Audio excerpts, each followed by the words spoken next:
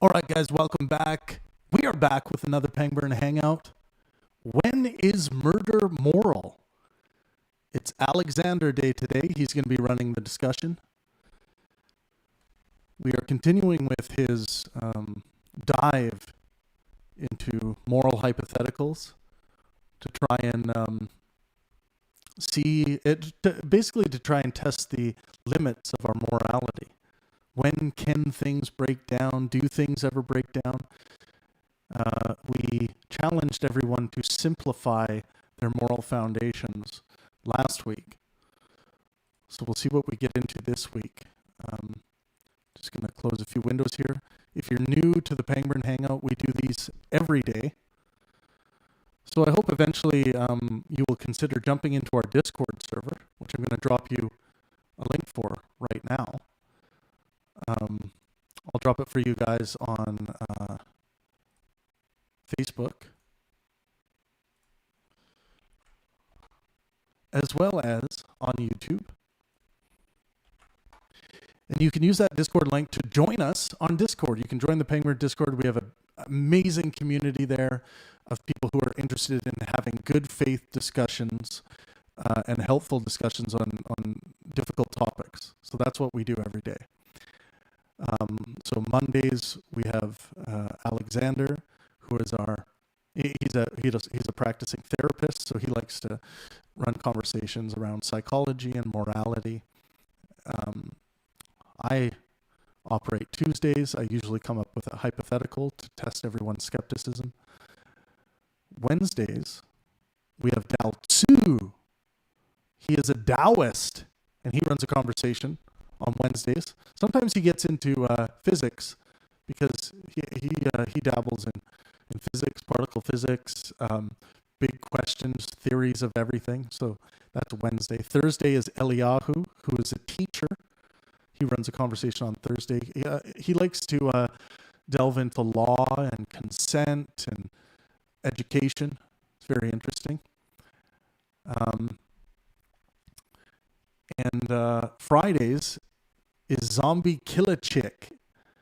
She runs a discussion, conversation on crime, drugs, and sex. So she usually picks a specific topic for Fridays. Saturdays is Deniability from South Africa, runs a conversation. He's been running this Devil's Advocate segment where he tries to take on the position of his ideological opposite and tries to defend that position. It's been really successful in generating some great conversation. So that's Saturday. Sunday will be Scott Lasseter, also known as the Big Lebowski. He'll be running a Test Your Skepticism talk on Sundays. So every day of the week we are live. You have a chance to jump on the air and have your say. And one other thing to outline is that after every discussion, we have an after show, get together, meet and greet, hangout, bullshit session, whatever you want to call it, in Trav's tab. You'll see it right on the Discord tab here. Trav's tab, formerly known as Trav's Tavern. But Scott actually was like, I think it needs to be Trav's tab. And I couldn't disagree with that. So it's Trav's tab. That's where we hang out, get to know each other a little better. Sometimes turn on our webcams if you're feeling comfortable. And yeah, we just have general chit chat. So welcome to all of you. I see a bunch of you on Facebook. The chat will get going on YouTube for the most part. So I hope you guys join us on YouTube. You can stay on Facebook if you wish, but you will be able to hear the show way better on YouTube when we get going in 4 minutes. Captain Jack's already with us. What up, Captain?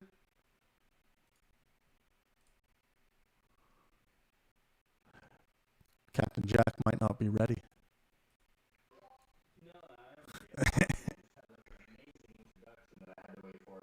Dude, you're born ready. Yeah, it usually is. When I'm ready to go on the show, specifically, I'm ready to go. So when I hear a topic or I hear something's going on, I really enjoy coming on the show. Nice. I like to get as early as I can, just so I don't jump into something I'm hearing my voice being fed back to me. Is there any way we can fix that? Yeah, I can get that by getting rid of these fucking birds that exist in my house. But I'm gonna have to actually go outside. So I'm gonna connect the mic after a second. Okay, cool. I'll be right back. Right on. It's Captain Jack. He's been with this program from the beginning. Oh, yeah. Christopher O'Mary is already getting into it here. It says, murder by definition is unlawful, not immoral. Killing someone is arguably morally justified when protecting yourself or people whose lives are in danger. It is not morally justified to protect property. Yeah, so the question I posed to the Facebook room is, what about murdering Hitler? Would that be moral murder? Because you could still say that, you know, if you schemed to kill Hitler, by most definitions of murder that I've heard, that would be considered murder if you carried it out. But would it be a moral murder? Teresa Williams says, good question. Azel Herrera says, if a killing is justified, we call it self-defense or execution. If a killing is unintentional, we call it manslaughter. Yes, but Azel, what about the Hitler example? Again, join us on Discord, guys. You can jump into the chat. The show gets started in a couple minutes. Alexander will join us, and he will do his introduction. If you guys aren't subscribed, by the way, to the main Pangburn YouTube channel, please check it out. Go to youtube.com/Pangburn. We are on our way to 100,000 subscribers. Crawling, almost there. Centrism, this is really successful for skepticism. Skepticism is not popular. People like to subscribe to their their ideological feedback loops where they can hear ideas that they agree with and be like, yeah, I agree with this, and you know, that's what they like to do. So skepticism, centrism is not that popular. So getting up to 100,000 subs on the main channel is a big deal.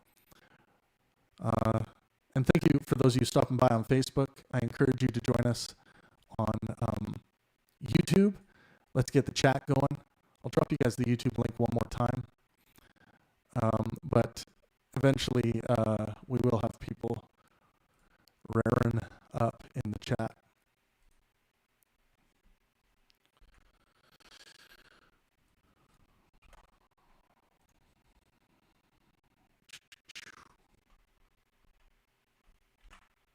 And there's the YouTube link for you guys on Facebook who are tuning in.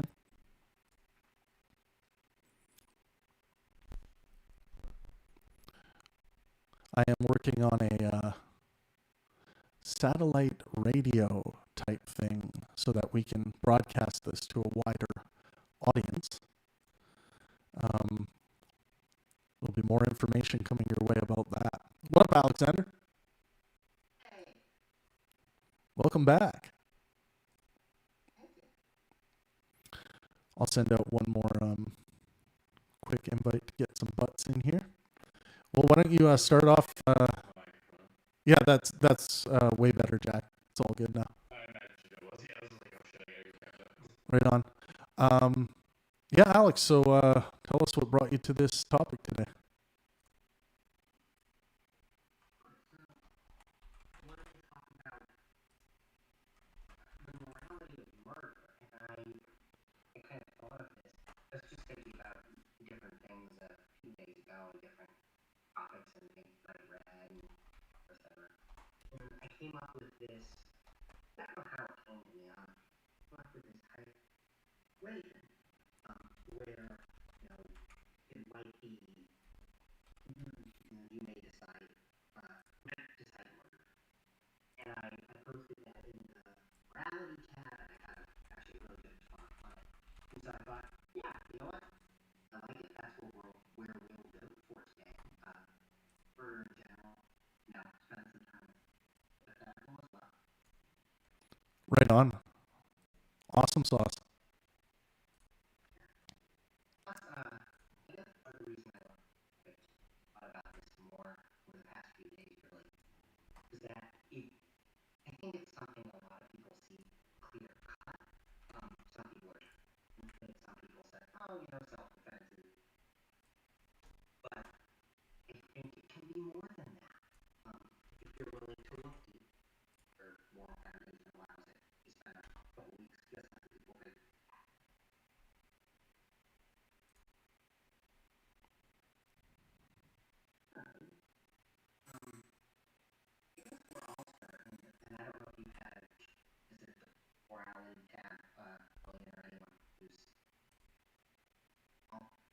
I'll read out what I posted there as a hypothetical, and we can kind of start with that and see where it goes. Well, I call this the hiker and the hermit. A weary hiker comes upon an isolated cabin in the woods, approaches in hopes to find water, and discovers a hermit. The hermit greets the hiker warmly and offers him water. They begin talking and they get along quite well. The hermit describes that with no family or friends, and little interest in social engagement, he moved to the woods to be with art and nature. In subsequent weeks, the hiker alters his path, and he always comes by the hermit's cabin. Over time, the hiker notices each time he arrives, the hermit is reading a murder mystery, or watching a murder. The hiker asks the hermit about it. The hermit responds it's no more than an interest or curiosity. The hiker replies, though he's never told anyone, wonders what it'd be like. On saying this, the hiker looks down and finds a loaded firearm on the table. When I ask people to respond with what they think all possible sequences of events are, in their view, for it to be moral, the hiker to them too.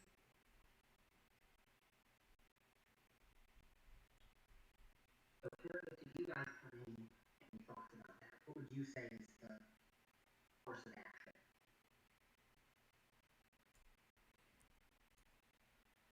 Sorry, Alex. I'm just doing all the shares for a moment. Sure, yeah, let's go ahead.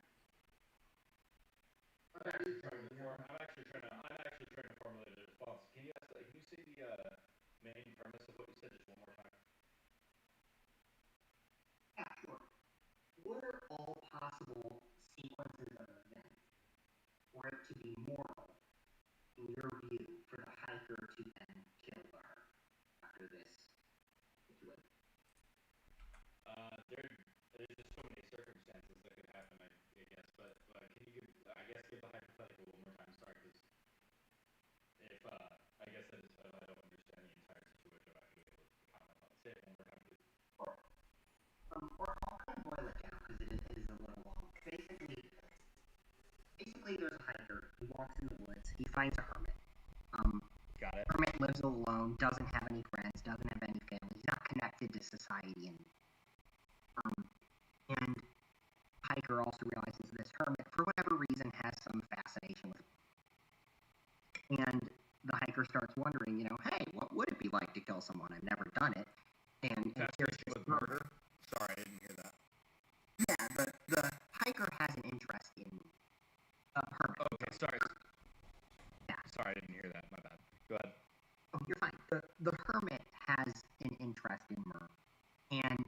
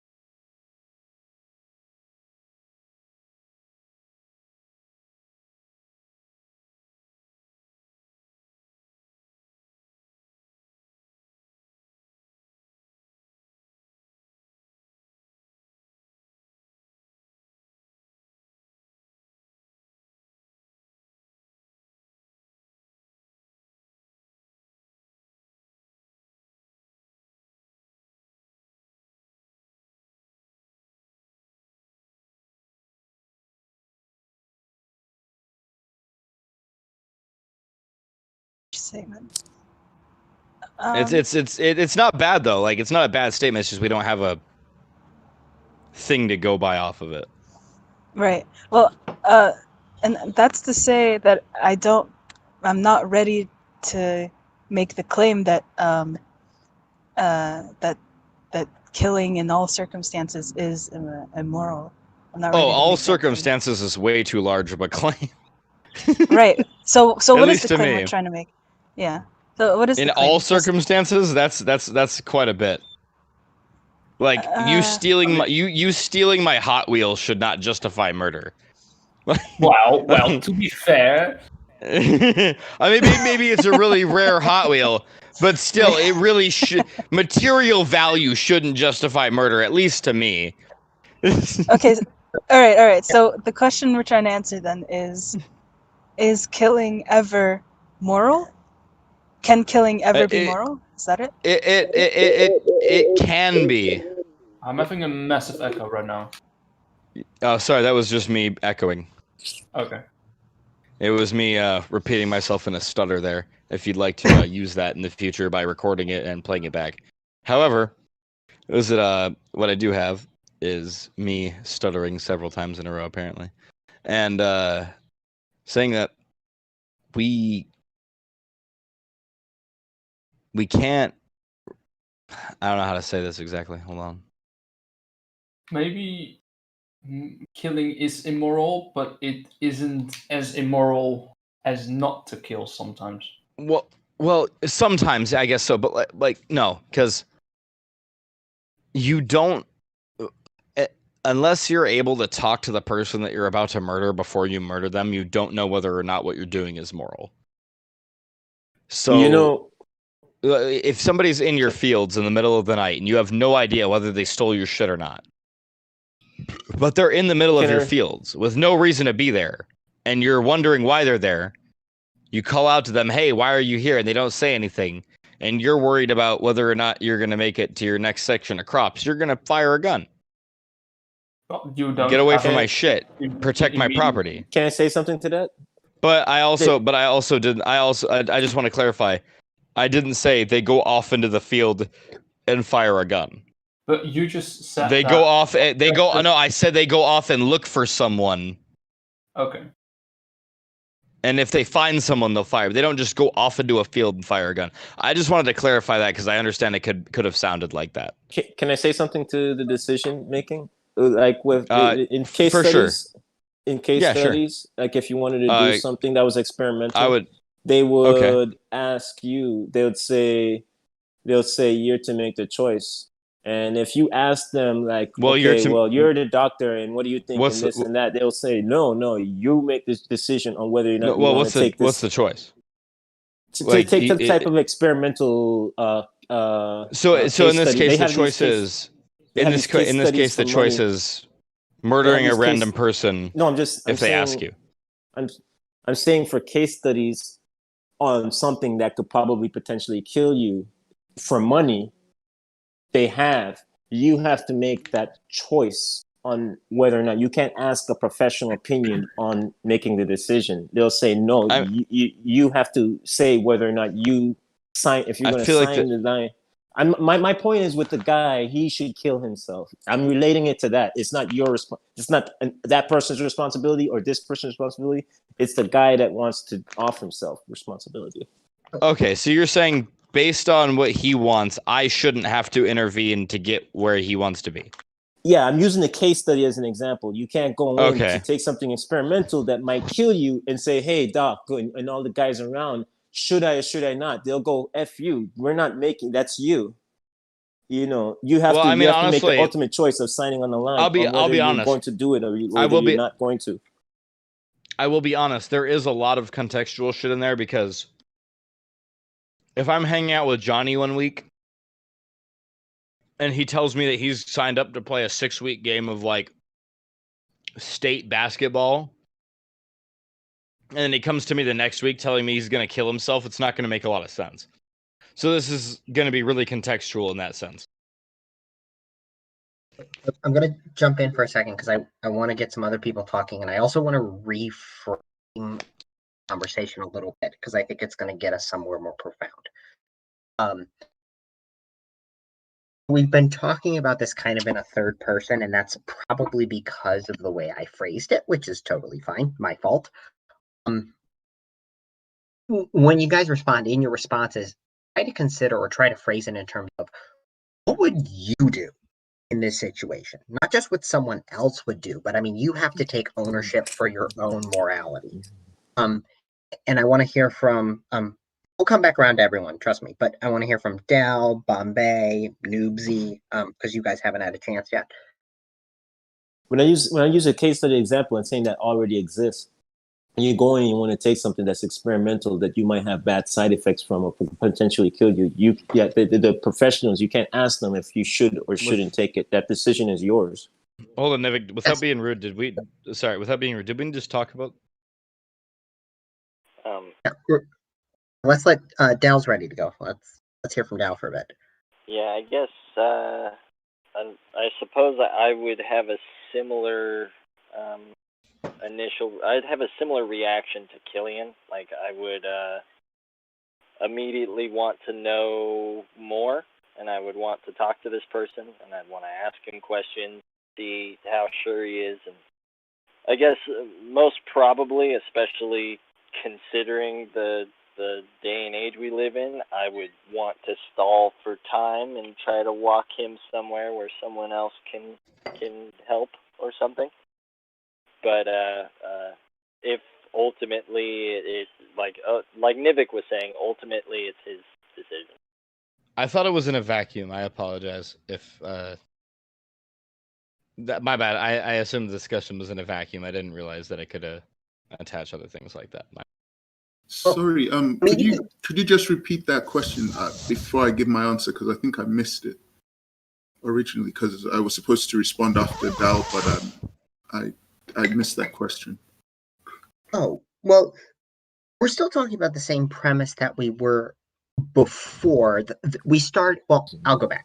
We started with the hypothetical, I think, before you got here, Dr. Bombay, about if you came across a person, hypothetically, in the woods who has no social contacts and wanted you to kill them, would you do it, or what would it take? And I was trying to get some perspectives from other people we had, like yourself, who we hadn't heard from, how you would follow in that situation. Thanks very much for explaining it. I mean, me, because of my morality, I wouldn't kill them. They would have to do something that would make me want to kill them. So if he just came, or she wanted me to kill them, I wouldn't do it. I try and help them and ask them. Wait a second, Killian. What's the thing they would have to do? Oh, well, the obvious thing is if I walked away and then they tried to kill me, then in defending myself, I would end up killing them. Basically, that would be it. So, but I wouldn't just kill them. I wouldn't just do that. Killian, I went back to it because I didn't understand what you meant by contextual. Okay, continue. Guys, hi. I just got a question.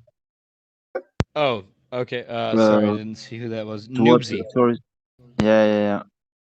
To what Bombay was saying.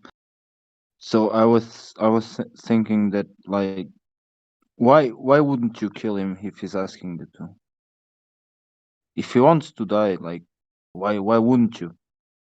And I was thinking about that, and the only answer I come up with is like, well, because your head is programmed like that, you know, like you think it's illegal.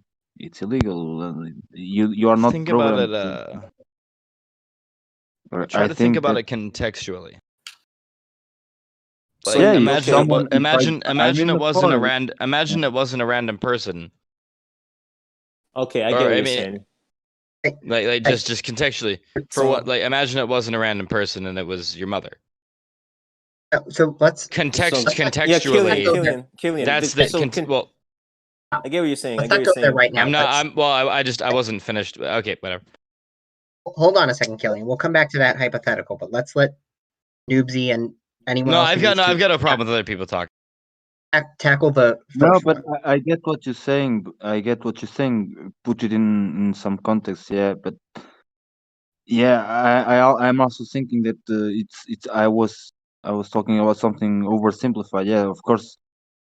At first sight, it's just because your program like that, but you don't take. I was not taking into account yet the circumstances. Yeah, maybe it's someone who's got a terminal illness, something like that. There's a chance that that person is out in the wilderness and they slipped and hit their head, and now they have no idea who they are.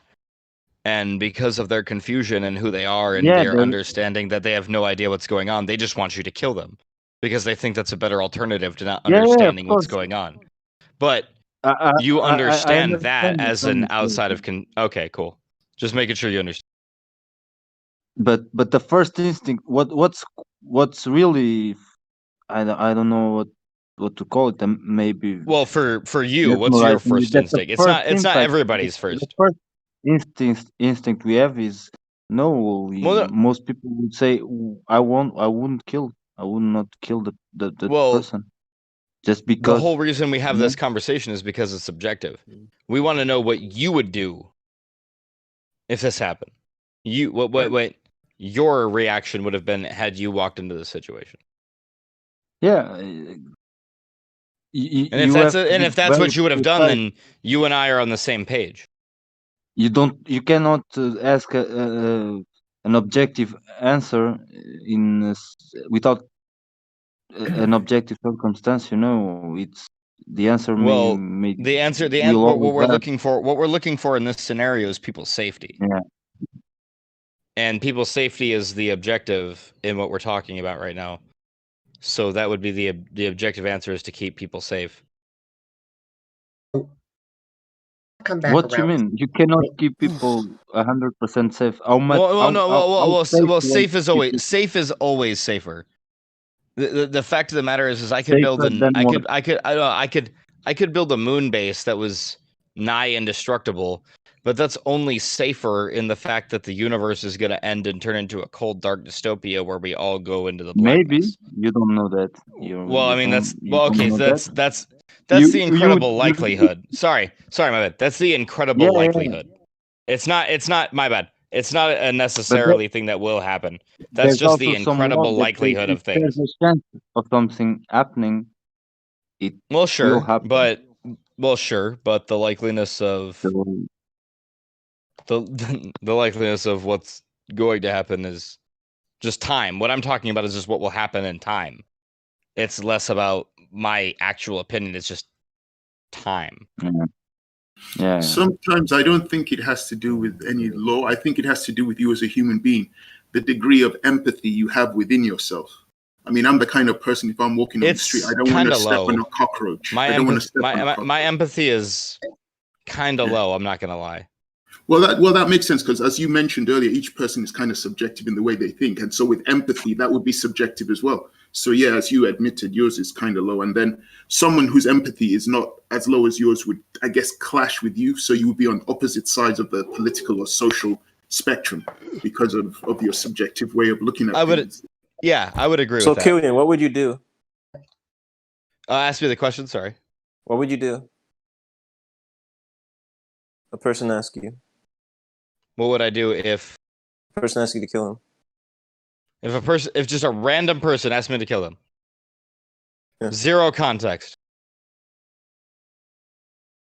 So I'm just making sure. Zero context. A random person. Am I at home? Am I walking around the street? Where am I? Okay, they tell you that they're suffering and they don't want to go on. And they're in the woods, and we're in the woods, right? And, okay. So sorry. I just want to make sure we're in the woods. Yeah, I'm suffering. I want to set the scene and make sure that this is right, just for both of our sakes. So we're in the woods. I come across somebody who's telling me that they are suffering. Mm-hmm. Yeah. The first thing I do is ask if there's any way I can help them from their suffering minus killing them. No. That's the first thing I do. And if there is no option, literally none, if there is nothing else, I would murder them, because it is better to die quickly than to suffer for forever. But that's not called murder. How do you know? Man. How would you know that? That's euthanizing because someone. pain sucks, and the lack of pain is better than because when I've been in a lot of pain and then I fell unconscious, whether I knew it or not. Because whether I knew it or not, I wasn't feeling it. Okay. Because the comment that I made when you said contextual, I didn't quite get where you were coming from, and that's how come I repeated it. And you said we went over that. So I apologize. Sorry about that. When I was making the connection of the example of if you do a case study, they tell you to make a decision. I was tying that into that person is the most responsibility, and they more know themselves in that being on them. Oh, okay. So, yeah. See, I didn't understand that from what you were saying. I apologize. What I was saying was that thing already exists. We have that already. Like if you die from it, then that's on you. You signed up for it. Well, that's exactly. You can't go to the for person 90 or a professional and say you think this or think that. They'll go F yourself. That's not our decision. That's your decision. Well, yeah, 99% of all the things that happen to you. They can't make that choice for you. Well, I mean, if you wanted to go based on statistics, technically they could, but no, you're right. No, I mean they can't. That you have to sign it. Well, yeah, for a personal, unless somebody has power of attorney or something like that over. I get what you're saying. If you do something that could potentially do harm to you or off you, they're not gonna say yeah, and well, I mean, like it sign depends. Papers and stuff like that. They're not. Well, it depends because like there's the exact same amount of things that happen. Like it's really contextual because we can take where I live in Arizona, in the Chandler area, and we could take that there's very little crime in where I live specifically. But if you go 2 counties over to Phoenix, there's a shit ton of crime. And it's in the same area, technically. It's just 2 counties over. And they calculate the crime differently based on that, even though we're not that far away. Okay, so where do you draw the line of a person imposing on a person that's vulnerable psychologically and trying to get them to kill themselves, and that person wanting that? It would take evaluation, and if the point of the matter was that person was attempting to do harm to themselves or others, and the law enforcement was involved and they needed an evaluation, it would. I could argue you killed that person. I mean, okay, I would like to hear that. How did I kill them? Well, I mean, like. No, go ahead. You were probably. It wasn't about them. You were trying to off of ulterior motive. Do you not think that any police force has ever done that before? Not that I'm saying it's justified. I'm just saying, do you not think that this has happened before? That potential then, is there. Well, of course it is. Well, but that's regardless really with this or that. Or that doesn't make a difference whether I'm a part of that or not. But I'm just saying that. No. What you're asking is something. No. What you're asking. No, what you're asking is vague. That's what I'm talking about. Is your question is vague because if I assign myself to any part of that would determine that I made that decision. It's just something that could happen in that circumstance, and I'm not deciding to make that happen. There could be a questionable argument of either it was. Well, of course there could, but there can also be a questionable argument about whether that person wanted to do anything else. This here. Like a questionable argument doesn't make any sense because there can be a questionable argument about literally anything. I could take anything that even they wouldn't be a questionable argument if the person killed themselves. They did it themselves. There's never been a questionable argument about whether somebody's killed themselves. There's a lot going on. You don't think it can happen? I want you. There would be less of a questionable argument of whether that. I mean, if that person killed himself. Sorry, apologies. Do you think it could happen? What are we talking about? Yes, the potential is there, but there'd be less of a potential of you being the cause of it than the person killing themselves. That's not what I asked about. For a second. Yeah, let me talk. So there'd be. No, he said stop for a second. Stop for a second, because you guys are talking over each other a lot, and we've deviated from the original conversation. And I have utterly no clue what you're talking about. And someone, it might have been Zet, just asked what you were talking about, because I don't think any of us know. Can I finish my saying? Well, really? The two of you. I mean, you can finish, but we don't know what you're talking about. Yeah. No, I'm okay with somebody not knowing what we're talking about. Dalsu, do you not know what's going on? Okay, I'll try to be clear. Yeah, just be clear. Don't talk over each other. I figured. Sorry, I apologize. I thought we were being clear. My bad. When a person does off himself and you don't do it, there'd be less of a question of tying it to you. But if you do it, there'd be more of a potential question of you offing them with having some type of negative ulterior motive behind it. It will be hard to draw the line. Harder to draw the line if it was just the person wanted to kill himself and it was just you wanting to kill them. So it would be better to have them make that decision on killing themselves than you doing it. I would say that's correct unless you had a better opportunity for the time.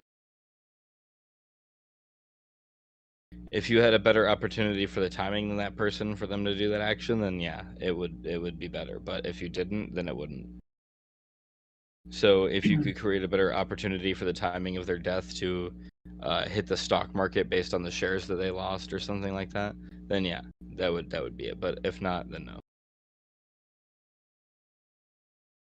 Because like if a person off a person, because their worth would disappear after they die minus what they owned. Yeah. Yeah.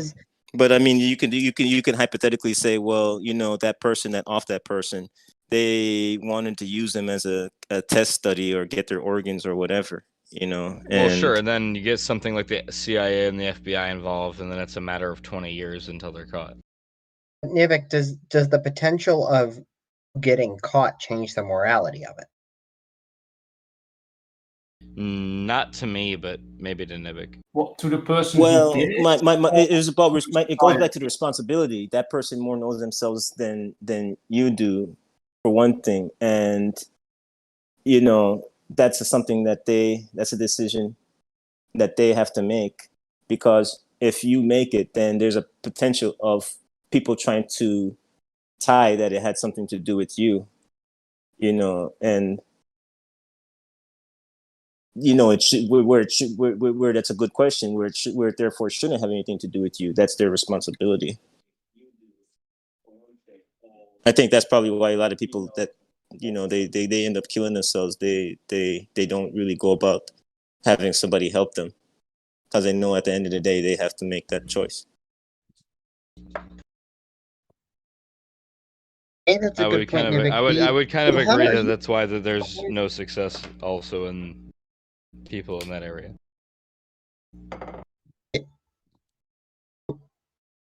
They have unfortunately been led to believe that it's all downhill from wherever they're at. Because if you do a case study and people get you to sign up, there can be a potential of them attacking the case study folks and saying that you want to use these people as guinea pigs. You know, you like that there's some type of nasty ulterior motive behind what you did. So they can't make any kind of input on whether you should do something or not. You should have to make that decision yourself. That sounds circumstantial to the experiment.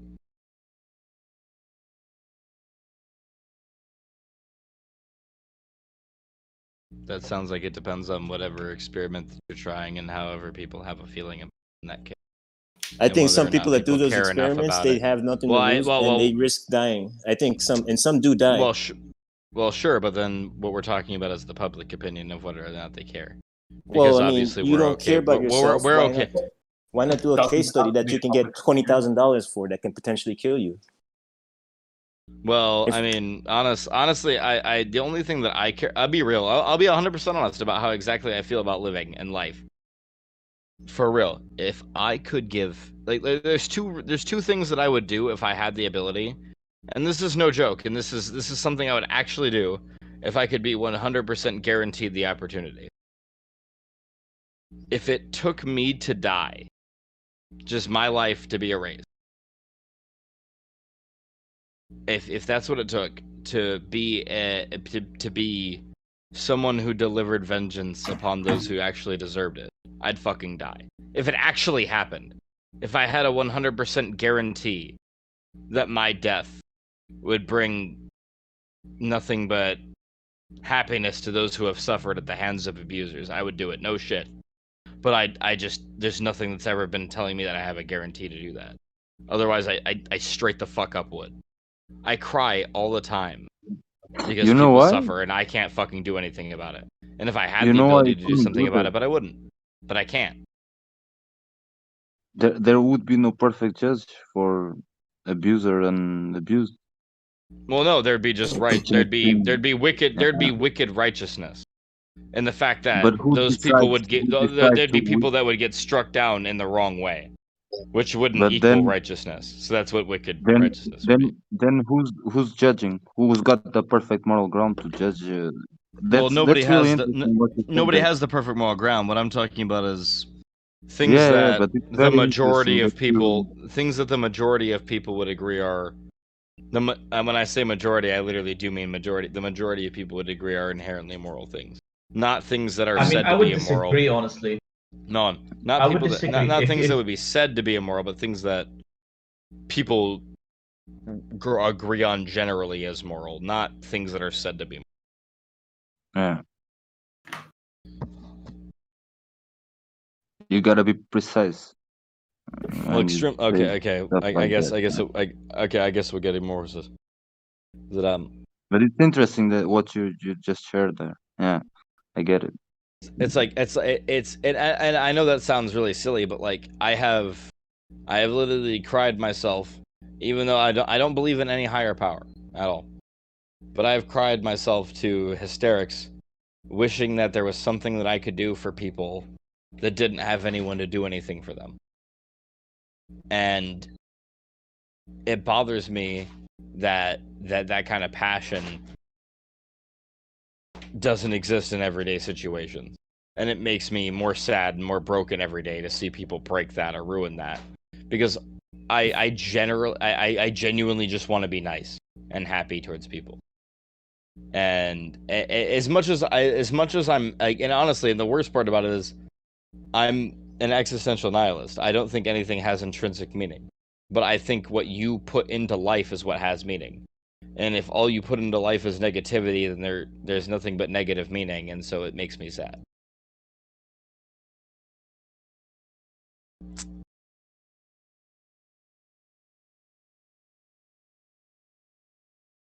So, maybe a change of topic, but like I could argue what is negative to you, but I'm not going there. Well, it's too subjective to what actually is negative. Yeah. But yeah. But what if, let's say? Well, it's you asking me that is too subjective to what actually is negative in the universe. It's what I would interpret as negative to me. So the conversation would only get to where it would affect me and not an actual topic. So I this came to mind a minute or 5 ago. What if? So let's say we go to let's say you're a Marine or whatever in Afghanistan. Well, let's say Vietnam, and you're there. A Marine in Vietnam. I just want to get the scenario right so that I'm in the right mindset for what you're telling. Let's say you're a Marine or whatever, someone in the army in Vietnam. Okay. You know that there are Viet Cong dressed as civilians, with underneath their clothes. Constant vigilance. Yeah, constant vigilance. Would killing a civilian be moral if you think that this person is trying to kill you? It's a bit of Schrodinger's cat. You know he is armed, and you only know he's armed until you search. Okay, you're asking my morality or the soldiers' morality? Both. Is that Would it relevant? be The soldiers' morality is far more justifiable than mine. Whereas mine is more, I disagree with the killing, as far as we can. Why would you disagree? With killing? Because... Well, of killing the civilian, if you think... Well, almost... Well, sorry, finish what you're saying. If you think that this is a Viet Cong, or sent by the Viet Cong... Oh, sorry, like, entire enemy. I apologize, I was thinking... Yeah, sorry. An entire enemy. We'll see that here... I actually, if I could bring an anecdote into this, to explain how I feel about this. The reason I got kicked out of my dad's house where I lived, no shit, was because him and I were talking about the Vietnam War. And I had told him how Vietnam leaders had sent letters to US presidents for years as the French started to install monarchy in Vietnam. And they were begging them for help, as they knew that the US was allies with the French. And they knew that they could do something to stop them. And no president answered them the whole time. And then when war happened, we backed France instead of Vietnam. And because of that, we lost several thousand US soldiers. And we lost very, very, very many Vietnamese people, destroying their landscape, ruining the rubber trade, hurting their people very viciously for many years. And what hurt me the most is I explained all of that and told my dad, if there was any way you could go back in time and do something about that, what would you do? And he said I would burn the motherfuckers. Why would he burn? I don't know, but that's what he said. And when I challenged him on it, he pretty much threatened me. Because the morale of the army, the moral of the army going there is completely different as the moral of the soldier going there. Because he's basically sent. I mean, he hasn't, and as far as I know, he wasn't even there. No, I know, but just to make it more specific. Jesus. Okay. Specific. Oh, I thought he was there. But no, he wasn't even there. Oh. I mean, that's a bit of an odd statement to say that while not being there. Well, that's what I'm saying. He literally said firebomb them all. Like, sounds like. And I don't hate him for saying that, but it makes me upset that I told him what happened in history and what actually was the deal and what happened, and that was his answer. I didn't know all of that with the French thing. Yeah, no, France was trying to establish a monarchy in Vietnam, and the Vietnamese had tried to send letters to the Americans for decades, trying to get the presidents to answer them. And unfortunately, they just didn't. And when it came time to go to war, the French asked us for aid, and we helped them. But you know what's crazy about that, Killian? When the Vietnamese people under, Ho Chi Minh, started rebelling against the French, the Americans, through the CIA, were providing the Vietnamese with training. They sent military personnel over there. That's why I'm not super happy with Americans, even though I am an American. I like what happened with our country with our economic trade. I think it's great. I think that we decided to police the world, and that was a really terrible idea because we can't even terribly police ourselves. And it's very terrible of us on top of that because we understood early that we had one of the best militaries. So instead of making very interesting deals as a large economic power, we decided to stick our dick in as guns, and we're like, here, we're gonna do this and this and this, and that made everybody hate us. So then we lead to the world that we are now with a trade economy, and everybody fucking hates us. We owe China a shit ton of money. We really can't do anything about it. We just have to wait until either the stock market breaks and we could declare another Great Depression and we try to fix our shit again, or China decides to take pity on us and just buys like 1/4 of fucking America, and then our debt's gone, and then we hope to God that we can keep up with their economy. That whole perspective Okay, with France cool. changed my perspective on the Vietnam. I mean, Okay, like that's with cool, but I with think we're getting away from Kanachin's post Yeah. question. I know. Sorry, that's as far as it's I'm interesting done. to know. No. I'm done though. I'm done. I really am. Contact. No, that's as far as I went. I'm done now. Like, there's no worse. I'm not going any crazier. That's it. That's all I had to say.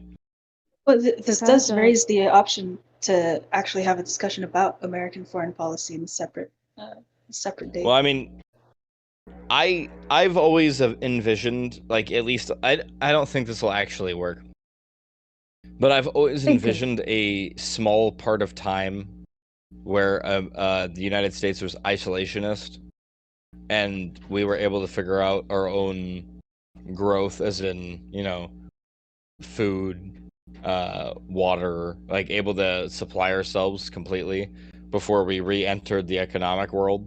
But I just don't think that'll happen anymore. And I thought I think it would be amazing if we took time to do that. But I also think that we've tied ourselves so difficultly into trade that it would be difficult to pull that off. Yeah, Killian. So Vietnam wasn't first pro-communist. They went to the United States first. Yeah, no, it wasn't. That was more out of necessity. They went to communism was out of Russia. necessity. Yeah, they wanted capitalism, but communism was out of necessity. That worked my view. But as Rush I didn't said, know that. Geopolitics would be a good conversation for another day. Because a lot of things are cause and effect, and people don't really understand the deepness. Because that warped my viewpoint right there with what you just said. You get what I mean? It was a cause and effect that made them go to the other. It wasn't that they were first pro that. No, They didn't get any help from the U.S. They were shunned. No, you said. Well, less shunned and more like nobody actually read what they asked for. Like, it wasn't somebody read it and decided that they didn't deserve it. It's that somebody decided not to read it.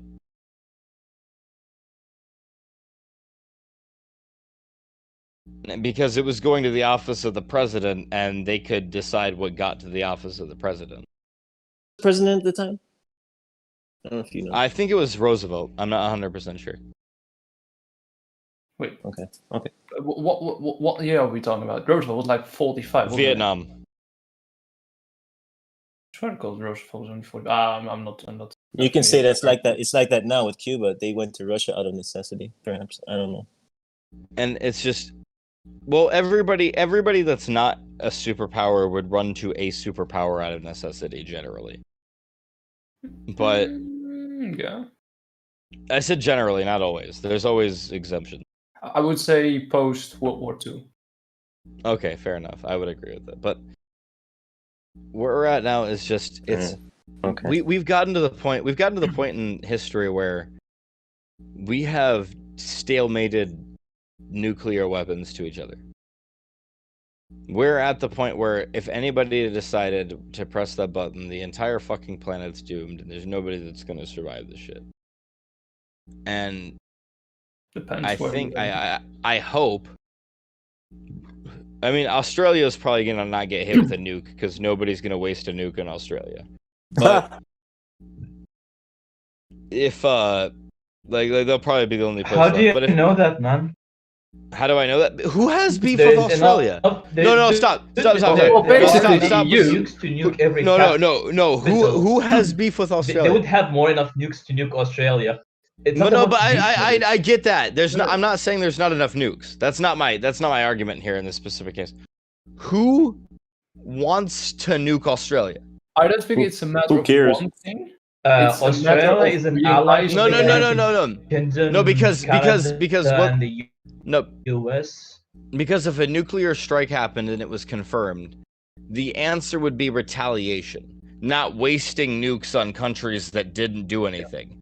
Now, if Australia was Australia, which it is, it's probably not going to launch any fucking nukes at anyone. So nobody's going to launch nukes back. Because nobody's launching nukes at them. It doesn't work this way. No, it does, because nobody's going to waste a nuke on somebody who isn't doing anything in this war. Why would you waste a nuke if nobody's gonna live after and you have enough nukes to nuke the entire planet. Like it doesn't make Because any because sense. you're not gonna because the reason why you're nuking is either retaliatory or because of an attack, and that's because you're going to be aggressive. And the reason why you're aggressive is because of specific action happened. You know who probably didn't cause that specific action? Fucking Australia. It isn't near a nation with nukes either, so it would be more or less a waste. Like, and they Exactly. wouldn't even That's what I'm try saying. to You wouldn't attack Australia. There's no reason to attack them. Try to Australia probably wouldn't even try to retaliate it because they know that the enemy has nukes. I mean that there's an army with everyone dead. There's nothing to retaliate. No one would do it. And the thing is like probably New Zealand, maybe Hawaii, any other islands out there, Australia probably wouldn't be affected. But almost everything, Madagascar probably wouldn't be affected. But most other countries would be extremely affected by the nuclear war. And that's kind of it. That's like just because who has beef with Australia? Who has enough anger to send a nuke towards someone who hasn't done anything anywhere? I don't know why. I don't know if you're using anger and beef as a proxy for like geopolitical issues. No. Talking about like people's emotions towards a country. I'm literally talking. There's no real beef. Yeah, but there's no real beef. I'm talking both. I am being a little over, I guess, exertive with how I'm speaking about it. But I am talking about both. There's no actual reason to get Australia, and there's no reason to nuke it, wasting a nuke or 2 or 3 or 4 or 5 or 6. There's no reason in the first place to launch a nuke, let alone craft a nuclear bomb or a rocket. So the idea that you can technically, I mean, I can argue why there's a reason. Whether it's a good reason is not what it is, but I could argue whether or not there is a reason. Yeah, it's not a good reason. That's the point. But that's not relevant. What is that there can be a reason, and that's something that someone would do. I'm not arguing whether or not it's a good idea. There is a reason. No, well, yeah, that's not not the reason for Australia okay. Then we're not retaliated. Well, do you see what I'm saying? Well, do you see what I'm saying though? Okay, well, I'm not saying it needs to be a good reason. I'm saying that access to that kind of a thing doesn't need to be. There's been some couple close calls on that kind of shit, and shit almost. Of course, there has. So was it? There was that Russian guy. What's his name? Yeah, I know who you mean. Can somebody get that guy's name? I want to like publicly thank him live, if we can. What's his name? He deserves it, honestly. No. This guy deserves. Stanislav Petrov. One more time. Stanislav Petrov. Stanislav Petrov. Yeah. He is a hero. He unilaterally decided that an alarm attack on the Russian states was not an actual attack, and did not retaliate with nuclear response. He is amazing for not causing World War III to happen very early. I appreciate this person. And you're reading too much into that for the nihilist, man. But what? I don't. I know. I was thinking funny too. How much he talked about how little empathy he had, and he cries for the people that he can't help. I know, right? Well, no. That's I never said I didn't have empathy. I said I can't have as much empathy as I want to have. Yeah. I see. You have plenty of empathy, so that's good. I can't. I want. No. I I literally. No joke. I thought I said this. I thought I said this earlier in the show. I don't know if anybody caught it or not. I thought I said this several times or not. If I had the ability to know for sure, like for a fact, just I would die to be something like to be an entity that helped people. If it actually helped people. Sounds like because why would you do that if you declare yourself a nihilist, man? If there would be because no I meaning, believe no, because there's because I believe in that existential doesn't nihilism. matter Because stop. Because I believe in existential nihilism. Life doesn't have intrinsic meaning except the meaning that I put to it for living it. I mean, I ascribe what is meaning because everything is meaningless. Because a can that I drink is meaningless because it has nothing to it. It's nothing. Just like I'm nothing. I can ascribe meaning to it because I exist as a person. I'm sad that I exist as a person. It's kind of upsetting, but I'm able to ascribe meaning to things. Just because things don't have intrinsic meaning doesn't mean that I can't ascribe a meaning to them for myself. But even that does not mean anything. I don't think.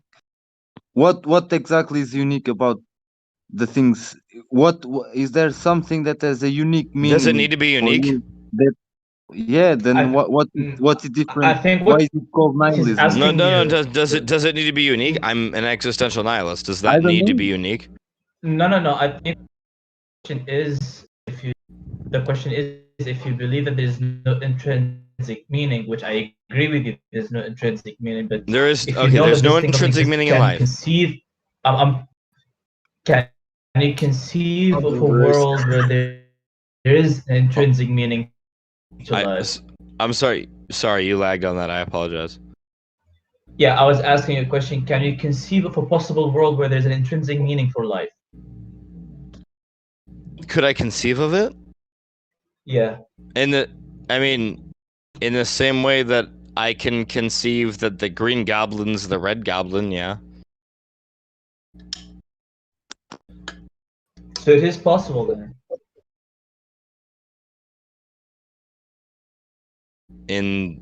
Just like everything.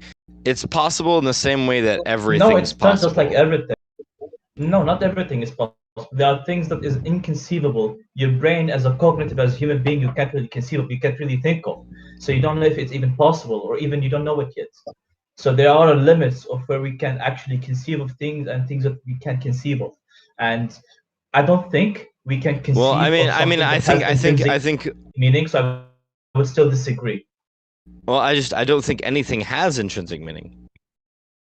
I think the question of something to be has intrinsic meaning to be meaningful is actually false. Can you give me can you give me an example of something with intrinsic meaning? The thing is, to say something that has intrinsic meaning, it is false. The framing of the question is wrong. To say that life is meaningful. Hold on a second. I want to finish my sentence. Hold on a second. Hold on. You were talking too much. I want to move the conversation a little bit. I have some thoughts on this as well. I just wanted to ask you a question. You can ask clarifying question.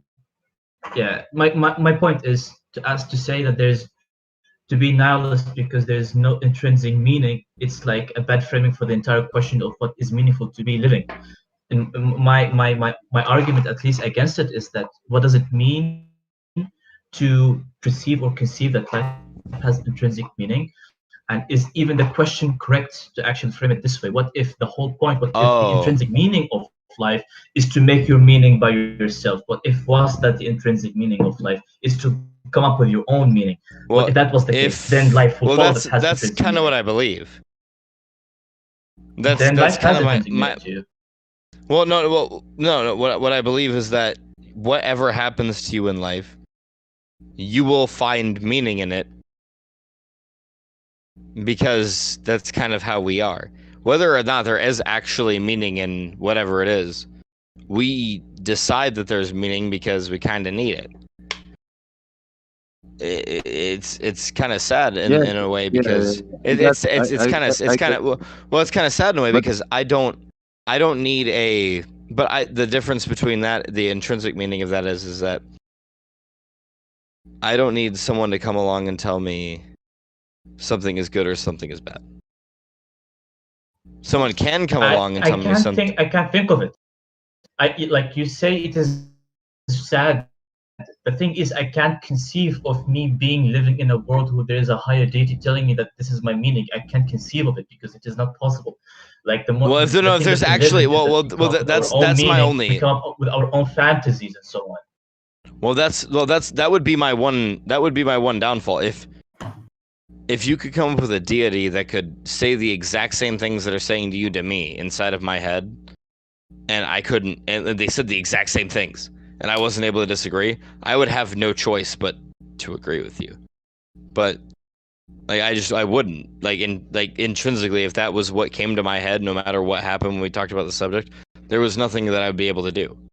If that was my perspective on things, I wouldn't be able to disagree. Because some people truly view this life as a storyline, as main characters, like historical characters, and there is an end point, like the climax and the end. What are we talking about? Hold on, just about life, the meaning of life. What I'm saying is, what if the life that we're living? Cartoon characters is what I'm confused about. No, the storyline. I'm saying that when reading a story, there is an end point, there is a meaning in that story. What I'm saying is, what if our life that we're living in is not like a story? It's not even shaped like a story. It's basically the prior of any story. It's the creation of stories. What I'm saying is, we're the catalyst for meaning. So there's no meaning in the sense, there's no intrinsic meaning, because it's the foundation of all meaning. If you understand what I'm saying. No, I know. I see what you're saying there. Okay, I kind of get what you're saying there. Now, if you try to use the fact that there is no intrinsic meaning, because to me there isn't from the get-go, like we start at the universal level, there's no intrinsic meaning. Now, beings can exist out of something that means nothing, apparently, according to mythos. And those things can supersede what we agree as... How do I say that again?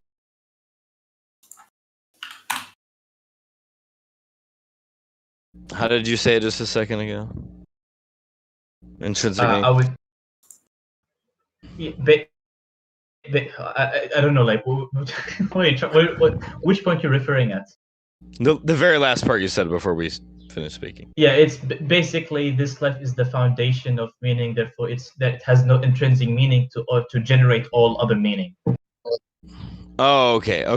But the thing is the first thing is we'd have to prove that it was the foundational, which our existence proves that.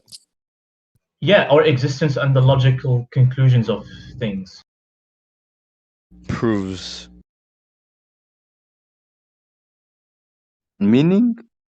We naturally try to survive over time in adaptation, and we try to take in fact and logic in understanding our environment around us in order to survive, because that's our nature, to survive. Of course. But that's also everything through the evolutionary process is adaptation to survive over time, and we develop prefrontal cortex in order to navigate the environment around us using fact and logical in drawing meaning of things and understanding in order to approach things in a beneficial way in order to survive. In our time, we have held on to too many archaic views of these. And we archaic views of a lot of things, like we've held on to the idea that automation has come very far, right? We hold on to this idea of incredibly hard work. Now, the factory jobs that existed back in the day, which required incredibly hard work, don't exist in the same way that they do today because of automation.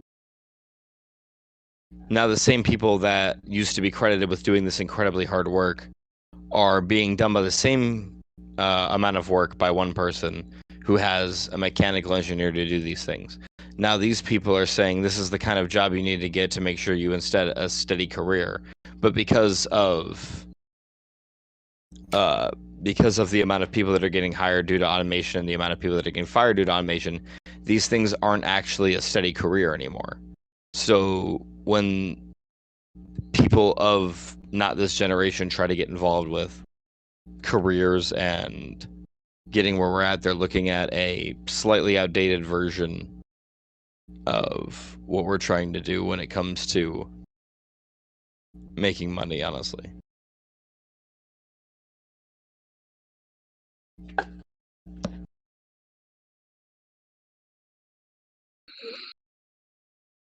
Yeah, I was just saying, our rationalization is about how to thrive and survive. How to survive and thrive. We draw meaning from our environment in order to know how to go about doing that. Because you have to have understanding of the environment but around that you. does not. Can I get finish? what Can I you're finish? saying, Let me just finish what I'm that saying. doesn't You have prove to anything. have understanding of the environment around you in order to have an idea how to approach things in a logical way to better your life in order to survive. Okay. So you need meaning, and that's why we developed a prefrontal cortex. We instead of just doing things through emotion, and we evolve. So our evolution was that our mind evolved, so we don't have to change physically in order to adapt to the environment. We use our minds and mind over matter in changing the environment in order for it to adapt to us. Do you think that caused problems? In order for you to change the environment to adapt to it, you have to draw meaning. You have to draw in understanding. But when you have understanding of the environment, you have an idea how to utilize the environment around you in order to survive. So the point of meaning, drawing meaning, is to survive and thrive. Okay, so the point. The meaning is understanding. You have understanding of the environment around you. I agree with that. I'm just not trying to take it to any points here. So if you have a logical understanding I agree with what you're saying. I'm just not trying to take it anywhere.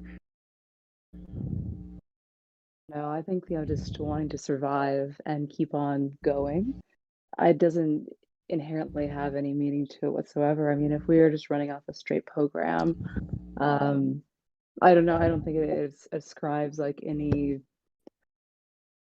higher grand design or grand plan or grand blueprint. I mean, it equates to meaning. Vines will follow. It equates to meaning.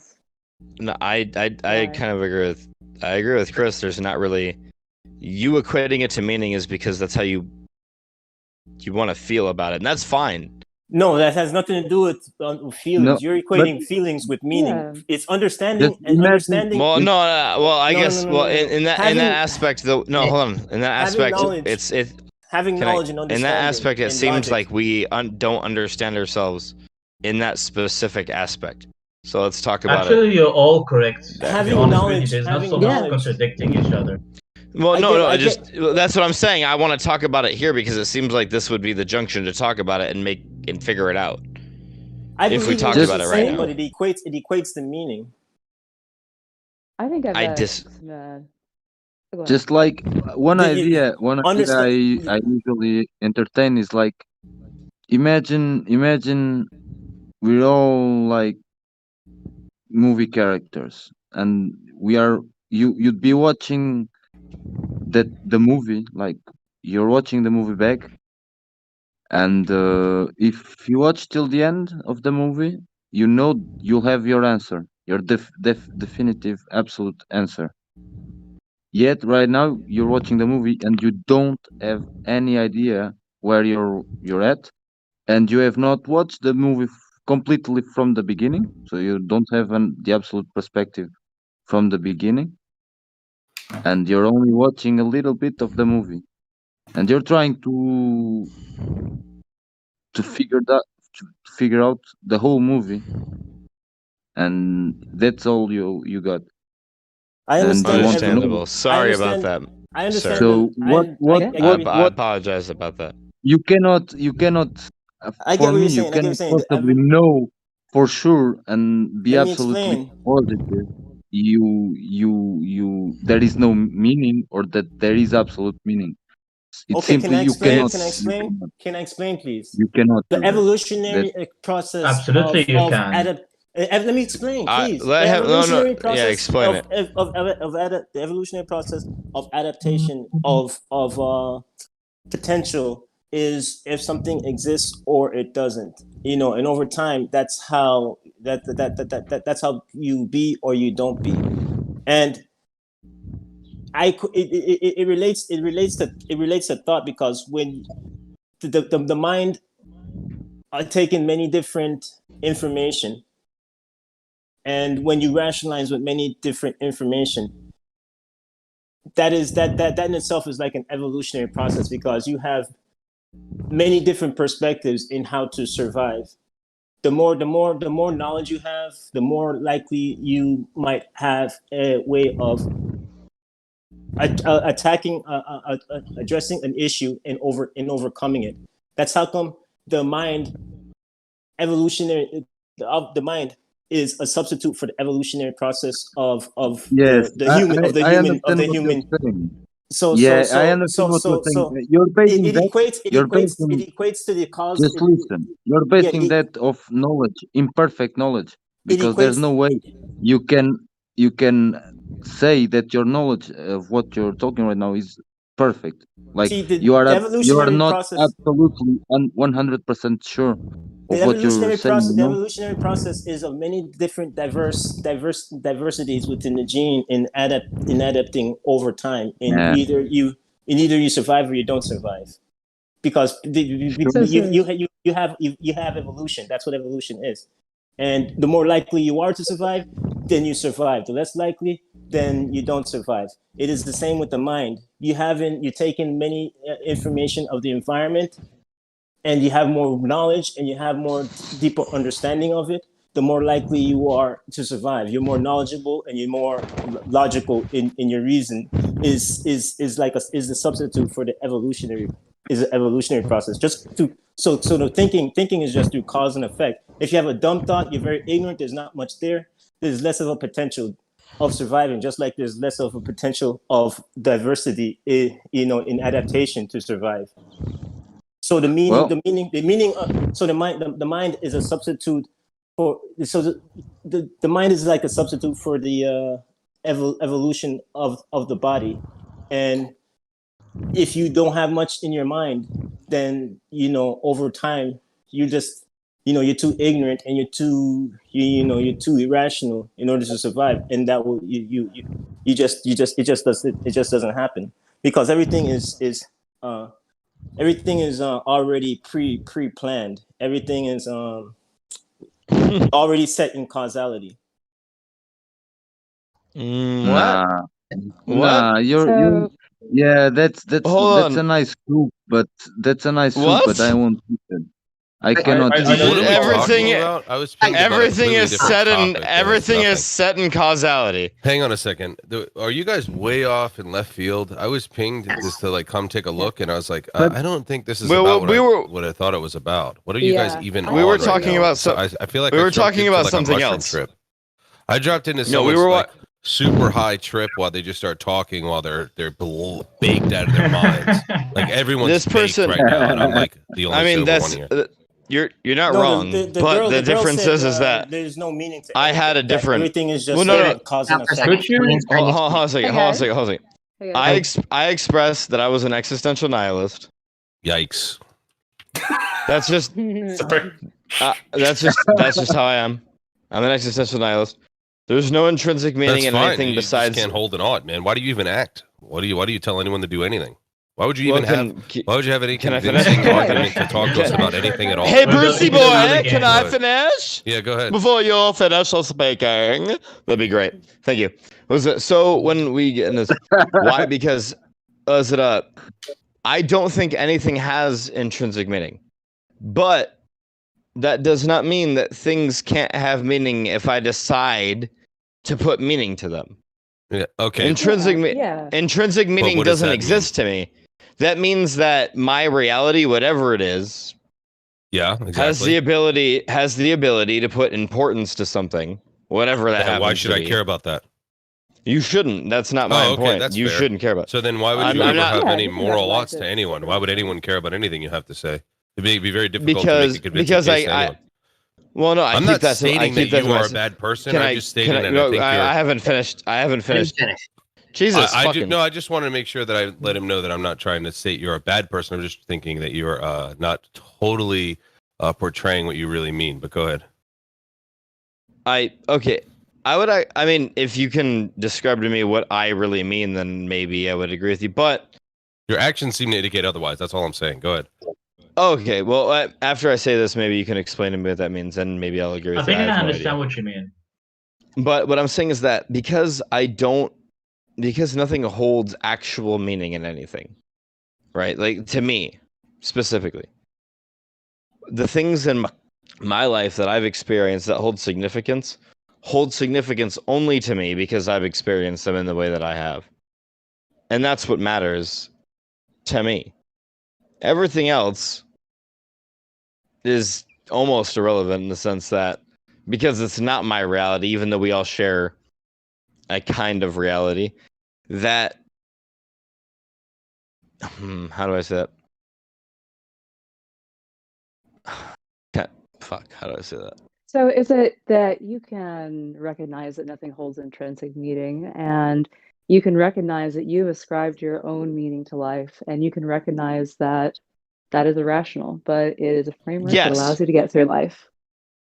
And I'm okay with things that I recognize as irrational, because the difference between things that I recognize as irrational is I like to believe that sometimes when I'm hanging out by myself, if I channel energy, I can control the wind. I don't think that's real, but I really like to hold that as an irrational belief because it makes me feel good. And sometimes it happens in synchronicity with the wind moving, and that makes me feel even better. But I don't hold that as an actual thing I think I can do in the real world. It just makes me. You're saying there's no meaning. Why Hold on a minute. rationalizing with It's us, like with me using meaning at the same time. What you're doing right now is contradicting. No, it's not contradicting. I'm not contradicting. You're right. You're saying nothing has meaning while you're rationalizing. No. There's no intrinsic meaning. This is intrinsic. What's happening? What? What's happening is natural. My argument would be the question of intrinsic meaning is the wrong question. It doesn't have to be magical to not be not natural. No such thing as that. As that. I mean, getting back I don't believe the universe has a meaning in upon itself at all. Do you have understanding when it comes to things? You have to draw meaning. You know, a cup is a cup. A wall is a wall. As much as I can from things that I can observe. Yeah. So here's a better question, which is understand and observe. A better question, which is really old. Go ahead, Bruce. You can be logical with understanding. Wait a second. Well, the question is before anyone gets to anything is what is meaning? Is it knowledge? Is it will? Meaning, at least to me. Meaning, at least to me, it's knowledge. Well, meaning, at least to me, is your consciousness coming to understand something and hold it to itself. Something that your consciousness thinks is or understands is right. So, would you say that you assign value to something that you might seem significant? I don't think that I assign it. I don't think if that was the case that I would decidedly pick it, because I wouldn't have. Well, in your case, you'd have to assign value because it wouldn't have any intrinsic value in your worldview. Well, okay, sorry. Well, I'm sorry. You would have to assign all value to all things. Well, if we're skipping, we would skip a step. My bad. My bad. What does it mean to you? Yeah, what does it mean to you when you hear someone saying, "Oh, it's super meaningful to me. I enjoy doing it." Well, okay. Well, can you give me a slightly more specific example, just so I could give you? Well, if someone says they did something and it was meaningful to them, do you need to know what this specifically is? I would like to hear about it. Or do you think that their colloquial use of the word meaning is the problem? No. If somebody said, "Okay, I'll give you a better one. I had a child, and it was meaningful to me to raise that child." No, that's dope as fuck. Yeah, well, would you say that that person had that child or anything about that child had intrinsic value or meaning? I would Intrinsic, agree. no. That's nice. No. That's dope as fuck that you had a kid. Intrinsic value, absolutely not. There is no intrinsic value in anyone or anything that exists. But it's really dope that you had a kid. I'm happy that you passed on your genes successfully. I think my problem is. Why would you be happy that someone passed on their genes successfully? See, you're already starting because to equate because that's something. Reason. Yeah, because it's something I decided has value. It's not something that has intrinsic value. It's something that I decided within my worldview that has value. Yeah, what gives you by what standard do you decide that? By what standard do I decide that? The standard that I got once I started understanding things and being able to assign shit to shit. Yeah, but from what standard though? The standard of my brain deciding what shit was shit. I'm not understanding. Hypothetically, Bruce is a terrible person. Standard. Would that still be? Would you still say that? You know, your brain does subconscious things to survive. Well, of course it does. I would never attempt to say I understand everything that my brain does. That's your ridiculous. Brain makes your heart beat. And I would disagree with. And I would disagree with the entire notion of intrinsicness, because just say something is intrinsically this or that, you're basically because you're just a certainty claim of something and something that is we're just water-filled meat bags bumping up against each other. So there's really no need for us to assign value in any way. Just let things play out. So if that's the case, I don't really care what anyone says if I take that idea. So I'm just going to act however I feel like acting at the time. And there's no higher order. It's just what I feel in the time. Technically, you're not wrong, and that's the worst part is that technically technically you're not wrong, and it's not a problem to be not wrong in that aspect because intrinsic meaning. But you assume because that's a natural human instinct. That's a natural human thing, a trait to survive. Yeah, he kind of cut me. Yeah, but yeah. So survivability is a really neat topic relating back to murder, for a lot of reasons. So something. Rounding it back around, since it's seeming like we're kind of coming to the close did drift a bit. Sorry talking about that. Oh no, that's absolutely fine. But talking survivability, and I think it seems very important to a lot of people that are within the chat.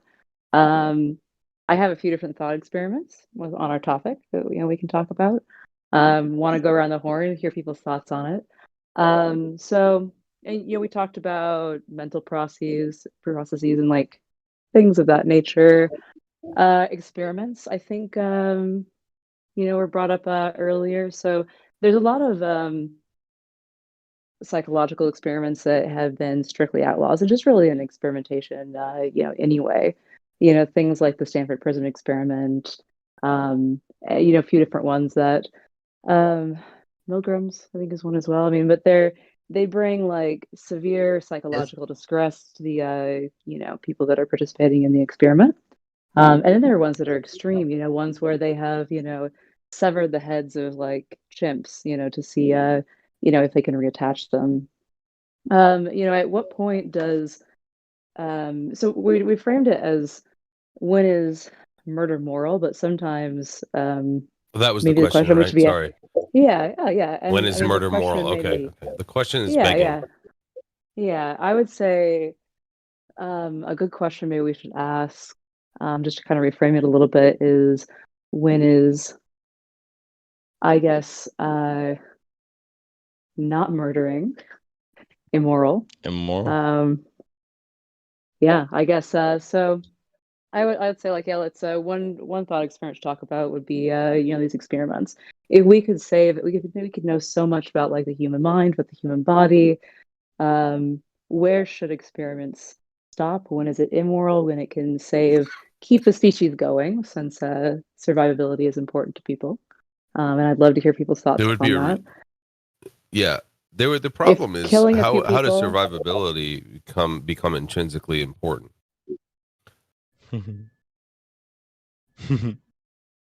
You see, you have to then important from the point you personally, I don't think you want to not survive. So at that point, why, it becomes important because you don't want to die. Apparently, why? No, because you don't want to.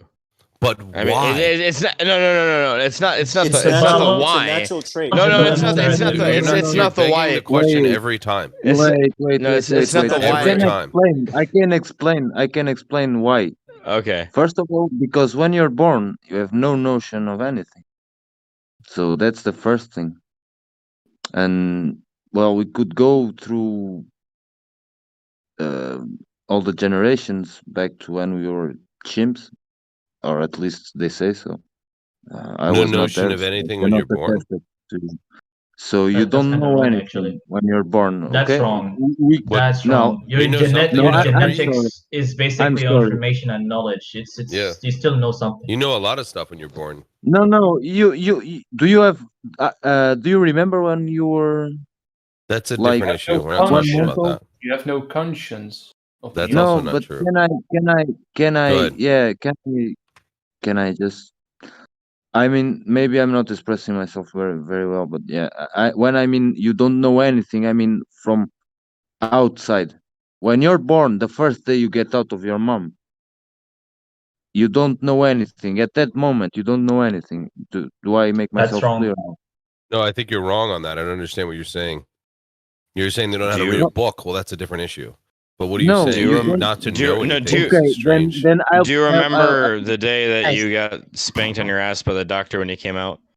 Yeah. Do you that's remember a that different day? issue. that's not the That's point. what he's. No, that's what he's. Even if one first of all, even if I don't remember, it doesn't mean that if I got spanked that there will absolutely no consequence. There may have been some consequence. Maybe I don't know. I cannot remember which consequences exactly, but maybe at that point my brain got some impulse that, like you do with a dog, you train a dog. But I'm going off road. The point is, what do you know then? If I'm wrong when I say that the moment you're born, you don't know anything. If I'm wrong on That's that, wrong, my dude. what do you know Okay, then? who I'm gonna taught you I'm to gonna take cut a in for a piss? minute, and Who I'm taught cutting you in, to and I take a will shit? Go ahead, Alex. It's Alex's time, and I think that we're really far afield. Go ahead. No, stop for a yeah, second. but You guys that's I not agree. stop for a Let minute. him talk. Stop. You can come back to. I will server mute people if I need to. We should go back to Chris's hypothetical. It was a good one. It was A, on topic, and B, no one acknowledged it. So let's start, and hopefully we can have some discussion on it.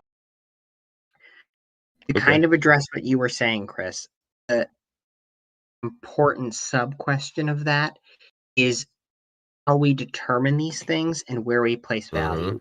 For example, the Milgram experiment, and that's a little different because it was really about authority, not about killing people. But forget that aside, we can't do that anymore. It is now against ethical codes to be able to reproduce that experiment as it was. And the reason for that is because we've put together these ethical boards that determine there's certain things you can't do, and it's a cost-benefit analysis, and it arguably does more harm to people's psyche than what we gain educationally from it. And so for whatever reason, we as a society and the people that have put together these review boards have determined that's what they value most, and that's what they're going to make decisions based on. So that's just an example of like where we draw the line for what's immoral for survivability versus where it's good to run the experiment, is there are standards that we've set up that you can't do these things anymore. My response. We can debate what those standards should be. I'm just saying they exist. It would seem to me that the standards you're placing have to derive from some unification. Otherwise, your standard is butting against someone else's standard.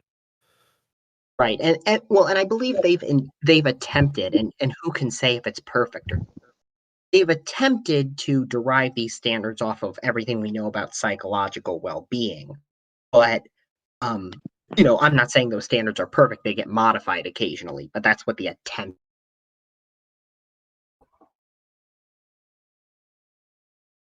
Can I say our existence is intrinsic because our bodies are naturally developed in a way to survive? I disagree wholly with the fact that our bodies are specifically designed to survive. There's Our one brain reason makes our heart specific. beat. Well, as an there's one example. specific reason. What is that? The hole that we breathe out of is one of the same holes that we drink and eat out of at the same time. So hole you're talking I about? just while asked- we're I asked- hold I on, asked hold you a on. question. While I asked you we're a stop, question. stop. While we're I eating, just asked you a question. Our while brain makes we're our heart eating a beat naturally. potato. What is that? You didn't answer my question. Our brain makes our heart beat naturally. What is I that? apologize. I was making a point off of the thing you said previously before that. Sorry Our about your brain makes our question. heart Go ahead. beat naturally. What is that? Our brain makes our heart beat naturally. And an What is electric that? response. But it naturally surviving, making us naturally survive. An electric response. But Our what's your brain point? digests Because food. It your takes in body, food, and it gives our bodies is adapted for its. The same. yeah, but I mean, electric then response I that can we are affords argue. you live to right now, survive. talking to each other. Yeah. Yeah, but then why can you If we couldn't be alive, can then I we'd be argue dead. that your body Hold is on. adapted to death because you died? That's nonsense. Huh? The reason why Yeah, we're alive. The reason why if we couldn't be alive, then we'd be dead. To the potential of us of being there to be alive is proof. But our existence is proof. Wait a second. So you're saying if we weren't alive, we'd be dead? I'm saying if we weren't Hold on, structured, answer that. You're saying no, if we weren't if we were alive, developed in a we'd way be to dead. be alive, if we weren't developed in a way to be alive, we'd be dead. There wouldn't be no humanity. If we weren't developed in a way So- to be alive, we would be dead. Yeah, because that is But through what's the point? a process of elimination and potential. Either we die, either we survive, or either That we sounds like exist, a or either we don't exist. That sounds like a hypothetical designed to not make someone exist.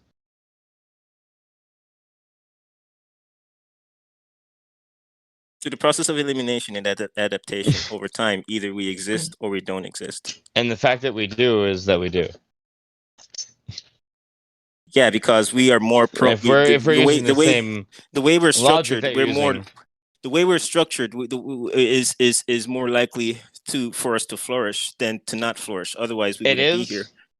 There could have been another species. Well, I mean, I can disagree in a couple of ways. I think that like there was a bunch of time in New Orleans when the swamps were too much for people, and alligators just fucking ate them, regardless of muskets and advanced weaponry. Our immune system. What do you think that's about? Our immune system, generations not and to generations survive. of people. not that they did survive, but that they fucking had it, and that I mean, one of their generations passed on, hopefully, and give us immunity to whatever specific gene that you're talking about.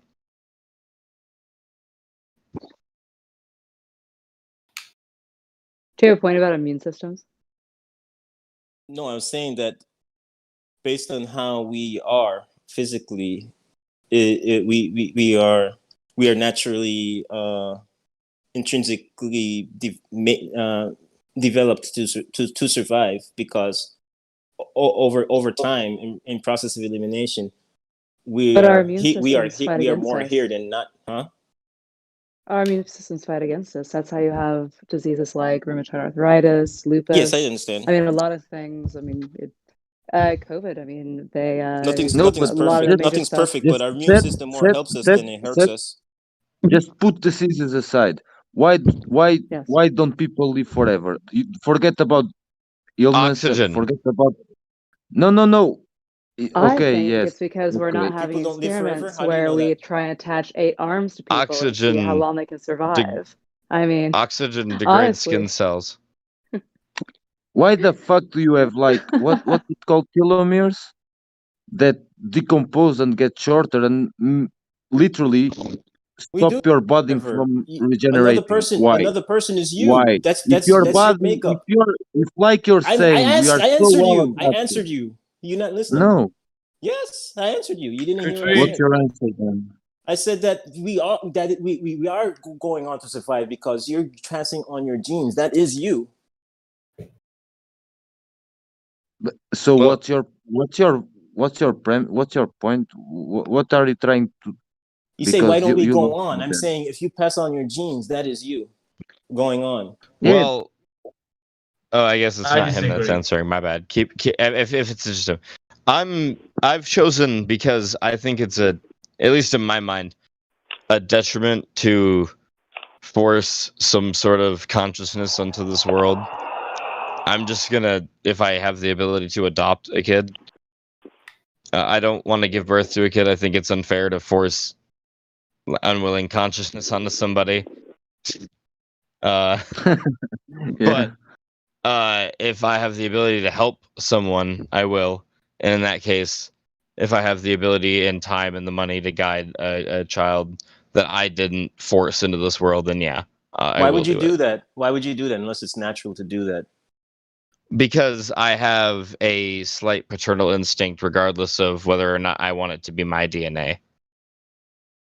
We develop And an let's make adaptation, by the way, a moral let's make sure stimulus not to of commit the empathy to another naturalistic human being. fallacy. Just because No, it's because of my survival instinct that I want to be a parent. But it's because of my intelligence that I decided that if I want to be a parent, I'm not going to force existence upon somebody to do so.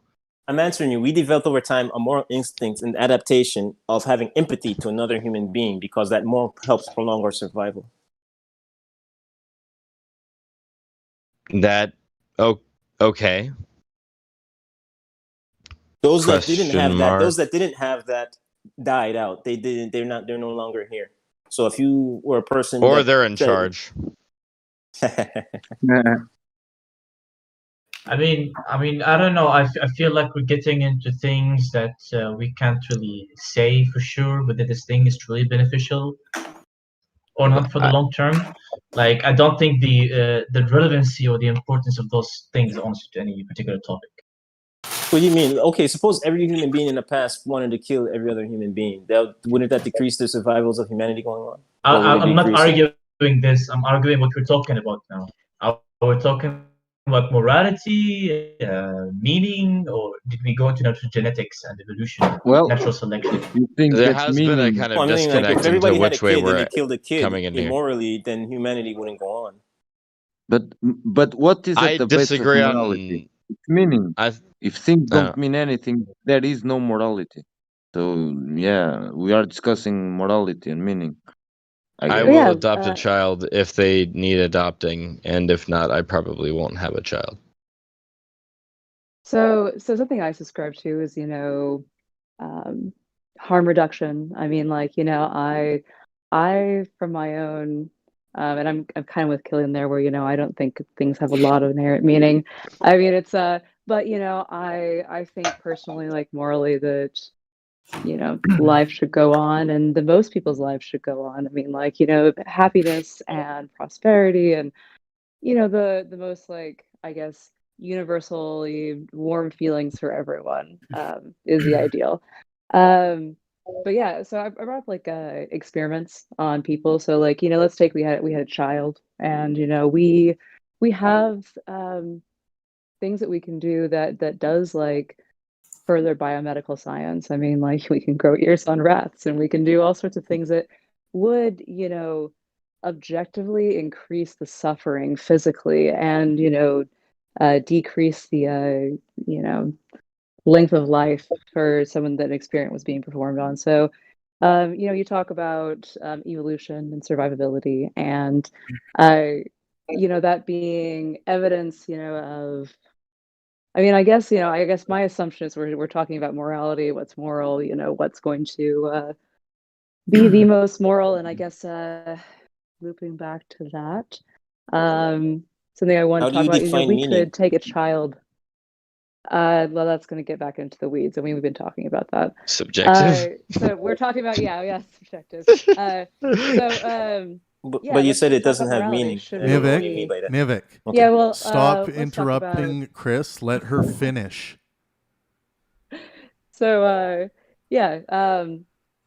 let's say we take a child, and we can attach or a lot of them. I mean, because we're going to need a lot of them for like this experiment, because a lot of our experiments will fail. But we could start attaching, as many arms as we possibly could, as many legs, start, literally like grafting on like flippers and stuff to increase survivability. If we were to make the perfect human out of, these experiments out of this profound suffering and, from even children, adults, whoever it may be, we'd probably have to go through like, many like stages of life to determine, survivability based on like ages. So, I mean, cover, whether someone at any age like holds like, more humanity. Yeah, I mean, I guess like, is that moral if that furthers like survivability, if that furthers the human race, if we are able to artificially send evolution forward, and the human race became more survivable, would that make those actions more moral? No. Fuck yeah. Why? No. Go ahead, Noobsy. Why do you think that? There's no way. There's no way. First of all, don't mute yourself. I want to know why. What are you saying about when you say making humans better or more perfect? Perfect in what sense? To what's the objective? By what standard are you measuring perfection? Yeah, no, just with what goal? What is the goal? Yeah, For what? same thing. Perfect for what? Survivability and knowledge. Yes, survivability and what Okay, for what Noobsy surviving asked. what? Now, Flippers will be good for when the world not trying to be global difficult. warming. So let's go with flippers, I guess. I want it's a real to give humans question. flippers. What? And All gills. right, I'm out. This is. I'm crazy. sorry. Noobsy, let Chris speak. Thanks. Yeah, sorry. Yeah, we're saying, theoretically, we're wanting the human race to survive because, I mean, in this, and I talked about that specifically because it's something that many in this chat have so far today have expressed as being very important. That, and even so much that it as part of like their framework and meaning that they add to their life and evidence like for grander, I mean, blueprints in their own lives. So that's one reason I just hit on survivability. I mean, but yeah, if and why I just wanted to hear people's thoughts. I mean, around that, because it could potentially be a conflict, and I want people. It sounds to like it explore makes sense to survive and thrive. Makes sense. Yeah. So I mean, if we were to like, take, a few hundred like individuals, cause profound suffering, modify them like physically, murder a lot of them, I mean, knowingly, because I mean, there's no possibility of survivability for those individuals in the moment. But I mean, if we are able to keep the human race going, I think that hits on the topic, and I think it's something that, I mean, you guys might find interesting, and I just want to hear everyone's thoughts. Yeah, I agree with you. You need to those people. Look, one sec, guys. What happened? Just one sec. So when Bruce was in here earlier asking by what standard, what he's asking is, what are the presuppositions that you are taking that are forming your moral foundation? So because you can say like things like, oh, because helping humanity to prosper is a good thing. Well, that's based on a presupposition. You are presupposing that it's a good thing. So the question would be, okay. The question is, why do you think it's a good thing to preserve humanity or to further the goal of humanity? Not just I guess fundamentally, why do you feel that way? Yeah. I think humanity's got a pretty good shot if we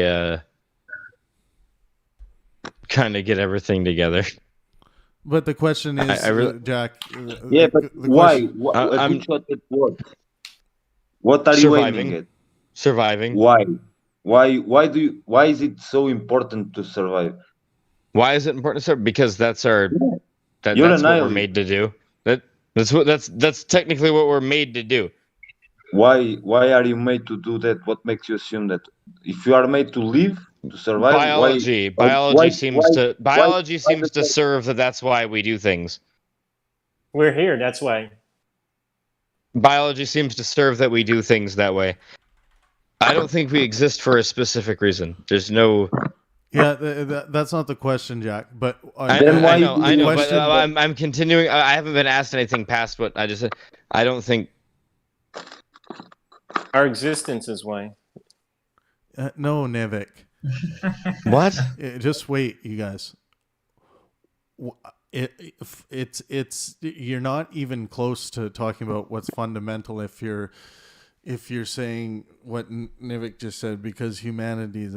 I'm asking you personally, what is at the fundamental of your morality to tell you that it is a good thing to help humanity survive and prosper? It seems to be that when people seems to be when people or units work together, the things get done better in a much more efficient manner that makes the people inside of that unit much more happy.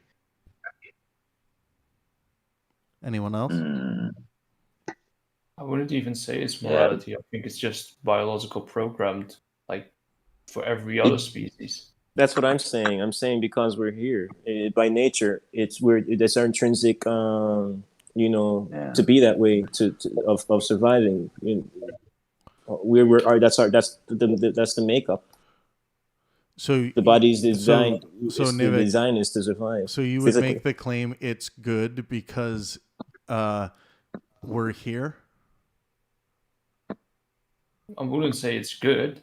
Well, this is the question, guys. We're dealing with why you would call it a good thing for human being to prosper. We're not asking an is question as to what is going on with regards to evolution.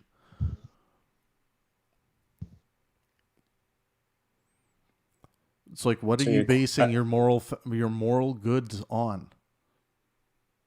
I'll give you my moral foundation: maximize well-being for myself and those around you. And where the way I come up with that it's based on two presuppositions. The first presupposition being life is preferential to death, and the second presupposition being that health is preferential to sickness. Not bad presupposition. Yeah, that's the same areas view on things. Yeah. Well, that's what we're talking about. I mean, I agree with those two statements. Yeah, we can all agree. I would put it a bit differently, but I agree on them. Mm-hmm.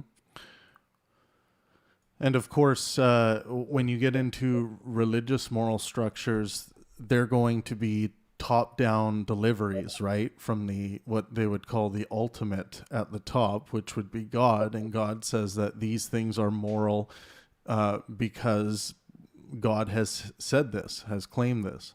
So in that sense, which is like a top-down mob boss morality, you don't have to make those presuppositions. What you have to do is believe that what you're being told by your God is the moral absolute truth.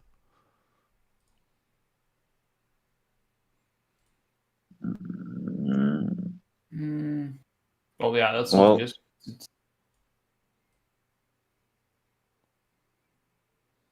I mean, you're in a lot of trouble if you say if you're part of that religion, you decline those. Right. I'm just you guys. I mean, you're basically going against the dogma if you. Right.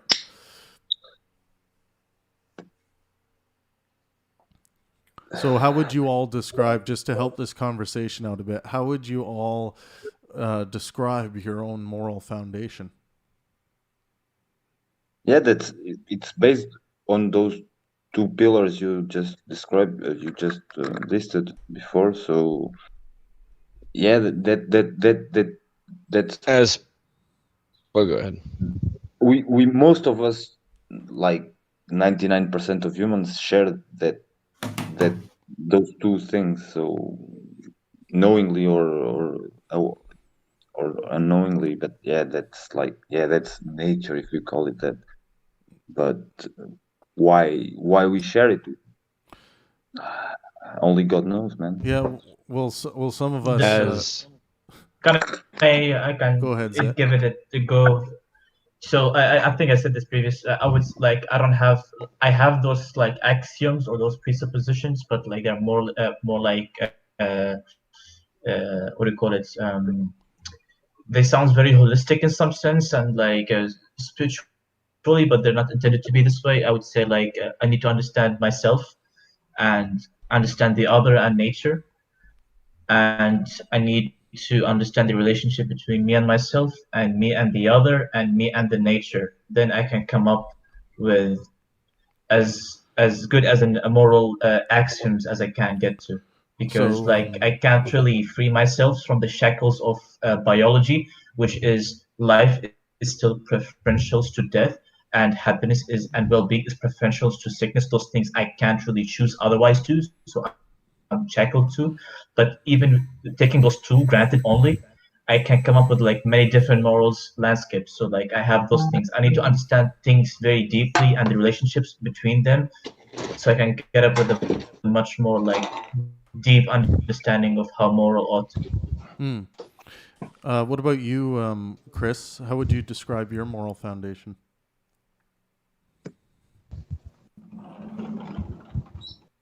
Oh man, I mean, I would say yeah. I mean, kind of like I said earlier. I mean, like I just want everyone to be filled with more mellow life, and I don't know.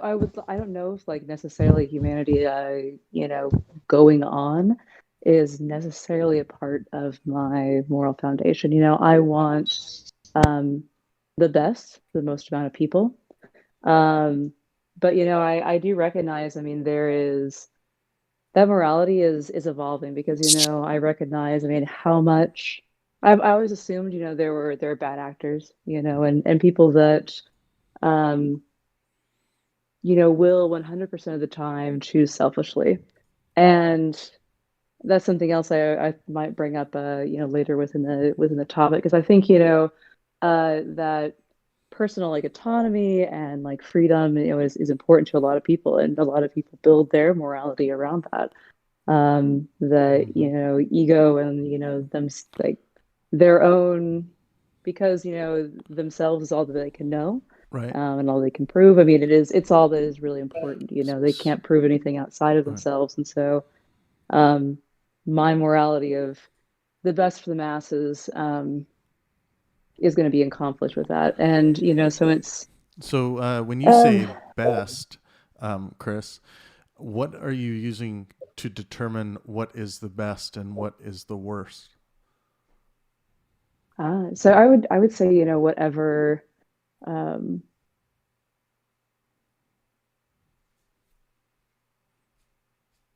I mean, suffering is so subjective though. I was like, that's gonna be my go-to, but it's such a subjective statement. I think like I think Pangburn said earlier, about bringing in health, as being an important part of that. And there is, I think, so talking on like survivability, the less that we can make people wrapped up in that survivability, the better. I mean, because if you are constantly in that hunter-gatherer stage, I mean, you can't develop ultimately. So one of my favorite books, I mean, like whenever I was a teenager, was Guns, Germs, and Steel, like talking about what it takes to develop civilization. And civilization is kind of like I'd say the ultimate. Well, I'm not going to say so like saying civilization is subjective, so I'm going to say kind of like briefly the stages of that. You go from being a hunter-gatherer who you're every single day can mean death. You have to find food. I mean, your entire life is like goes around surviving and not dying and not suffering, but you are actively suffering 100% of the time, for the most part. And once you are able to make settlements, develop food production, food storage, then life gets somewhat easier. You know, I mean, you're able to store food for the winter. You're able to, you know, use your stores to not have to worry about, you know, constantly like finding food. Then you can, after that, you know, we were able to develop language and diffusion of culture. And, you know, ultimately, you know, we can sit around on a Discord and, you know, talk about, you know, what makes meaning and have time for that. So that is like the ideal for everyone. Right. You know, I would say, Cool. but How yeah, about thanks for that. How about Das? How would you describe your moral foundation? You mean me? Sorry. Yes. Okay. So yeah. Oh, good one.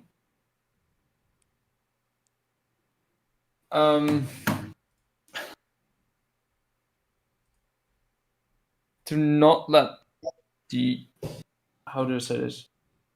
English is not my first language. That's no worries. The future of whatever may be here, to the things in the future being better than it's right now. Okay. So let's work with that. How do you determine what is better and what is worse? I just, how do I say it? To not let it suffer the fate that it does right now and die in a manner. Sorry, but why? So Das, that's a bit of a dodge. So I know. if you're how do you tell if one decision is better over the other? What's the mechanism you're using to determine that, or what's the metric? So, for instance, Das, when you look at the abortion topic, you are going to think a certain way about that, like this part is good, yet this part is bad. So what metric are you basing that on? To be honest, I don't have any idea. Yeah, because what we're doing here, guys, is actually getting down to what morality is. Because I've been listening for a while, and a lot of you were talking about like, you know, some of the things that are good or some of the things you think are bad, but we didn't get down to the metric in which you're using to measure those moral circumstances. So does anyone else want to take a stab at it? Nivik? Can I try? Yeah, Nivik, go ahead, and then we'll go to Noobsy. What's factually in gaining knowledge and logically progressive in how to approach problems in bettering self and others around you?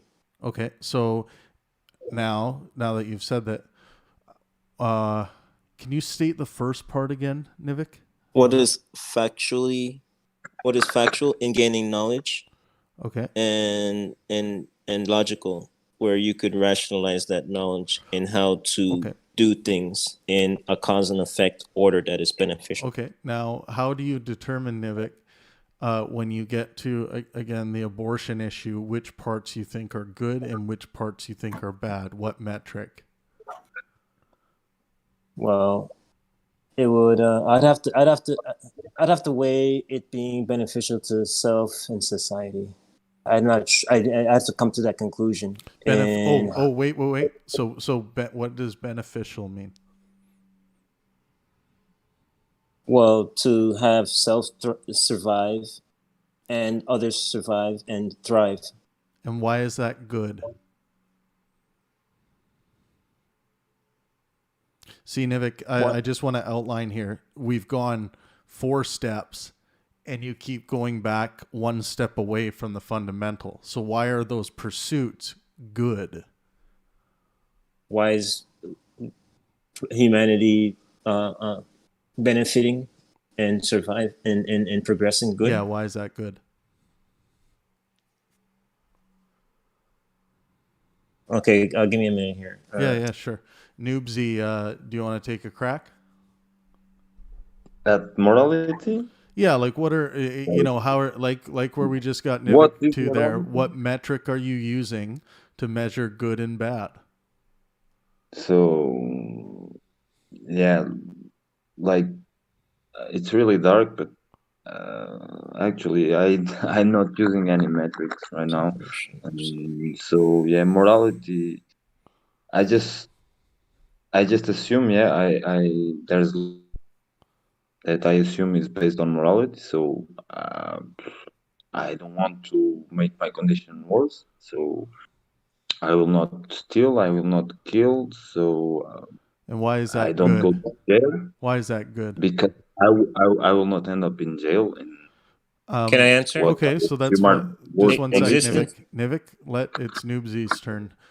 So so Noobsy, if the I cannot jail give you was an answer, a straight answer. I about morality. What is it? Yeah, just like it's like imagine scientific knowledge, but like not a moral knowledge, like some sort of moral knowledge. So it's something that through like evolution through the ages, well, yeah, I'm not asking you what experimented. evolution is, Noobsy, in that sense. I'm Not asking not you. evolution. So yeah, morality. Yeah, But I'm asking. from We're my not point of asking for view, the origins of morality. I'm asking you, Noobsy, you as a person. yeah. If there's no police involved and no one's going to catch you, why is it bad or why is it good to kill somebody? Oh, but yeah, because that circles to the civilization aspect of it. Because imagine like in monkey tribes, in chimps. So the boss of the tribe, he's the strongest or the most wise. He has power, so he can do. He has physical power, strength. He can kill other chimps. But what stops him from doing that? First of all, he will not do that because other chimps may gang up on him if he starts overstepping and overusing his power. So, So are you saying you subscribe that's to one chimp basis. morality? Come on, what? Are you claiming you subscribe to that chimp morality? Yeah, kind of, yeah. So So okay, so I if will you not do find unto yourself, others Noobsy. as I would not like to someone to do unto me. Okay, Why? okay. So the golden rule. Now Because you have to answer why. Why? yeah. Why? Because right now I at my present level of consciousness, I cannot give you a straight answer. Okay. I don't know, man. Okay. Can I'm I a bit answer? nihilist at the moment. So yeah. Yeah, go ahead, Otherwise, Nivik. up until a certain point, Yep. I would say that it's a self-protection out of I don't know, a curiosity. You want to know what's next, you want to know more yet. So Okay. you want Now to why? Oh, self-preserve. okay. So now we're on to something. Now, why do you think it? Why do you think you want to know more? Why do you think that's a good thing, or why does that feel good? It's not about, yeah, I don't know. I would not know how to explain that. I always felt that as a child. I was always curious. I Mhm. would not that when you're a little child, I was always curious, and I wouldn't. It's like it's not like conscious. I don't know. I would not know to tell Okay. you why. Okay, But that's okay. it is. We'll go to It is. Nivik. You had something to add? Yeah, because existence is better over non-existence. Why? Because non-existence is negative and existence is positive. It's a Why do you gain. think that that's the case, and why is it not the other way around? A positive and a gain is equated to moral. Why do you view a Existence dead positive. corpse? Why do you view a dead corpse as bad and a living corpse as good? Because that's lost. That's not in gain. A loss. Well, a lot of things are going to gain from a dead corpse. So, what's so special about the being alive part, and why is it good?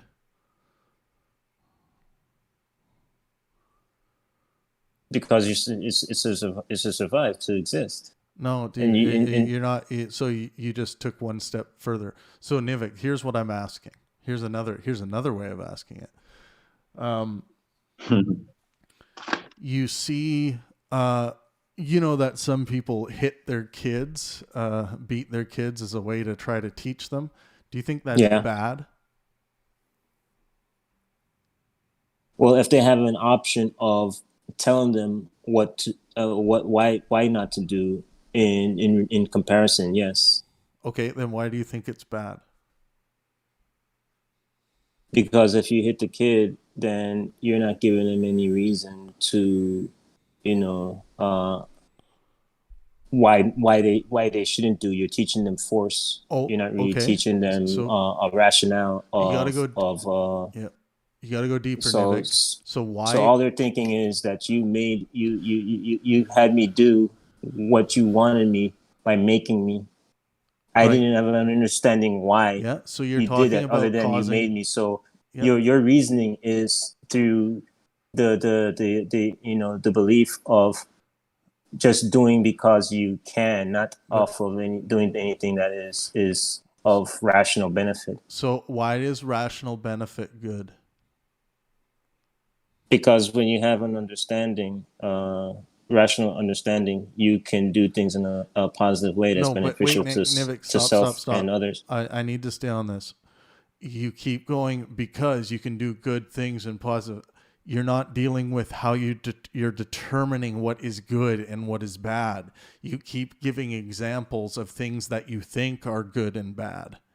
No, not. I'm saying No, if you can did do exactly something what through I just said. surviving, you can more survive with understanding. Does it make it? Does the question become more simple if I ask you, Nevik, why do you like chocolate cake, for example? No, Go ahead, because ask me a moral question. systems. We're What are not you talking saying? about simple pleasure And drives. why is We're it talking tasty? about we're talking about moral systems. So It's very like I'm they have not the giving. same I'm not giving an emotional fundamentals. I answer. would I'm not say. giving an emotional answer. I'm giving I a didn't say logical you were answer. giving it. No, you didn't give a logical answer because Nivik.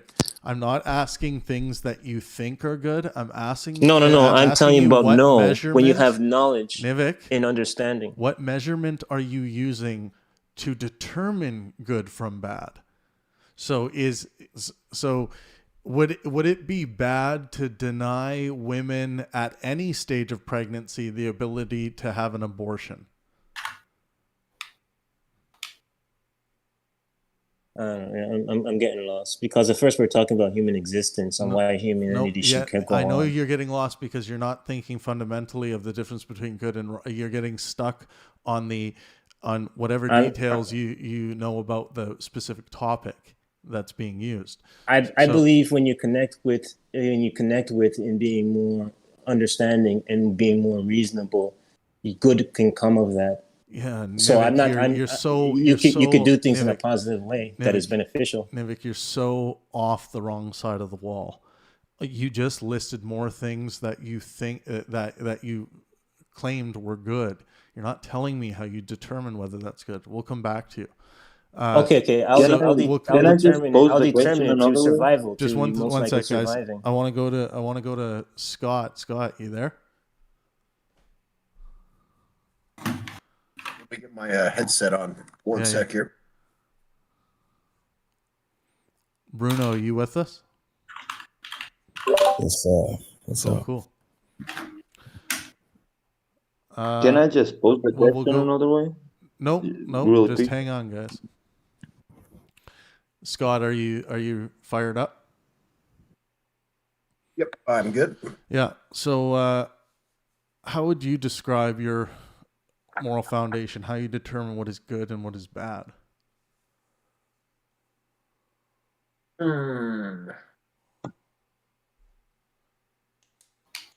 think it comes down to, I don't know, for something mentioned the other day that sort of along the lines of doing what you can to not cause any unneeded suffering. Same thing. Right. What's the benefit the well-being of yourself and people around you. And why do you think those things are good?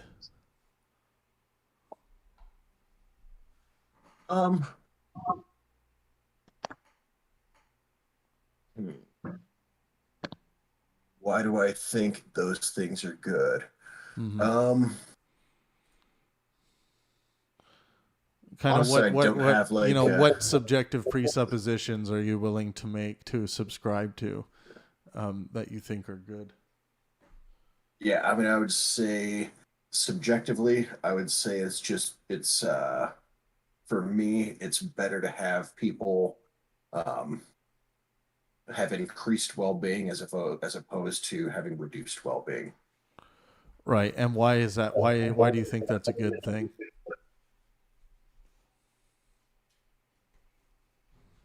I just think so to me, the only place I can really go with that is that I think it's better than having, reduced well-being. Right. So why do you and you think it's yeah. better because of what reasons? Like what are your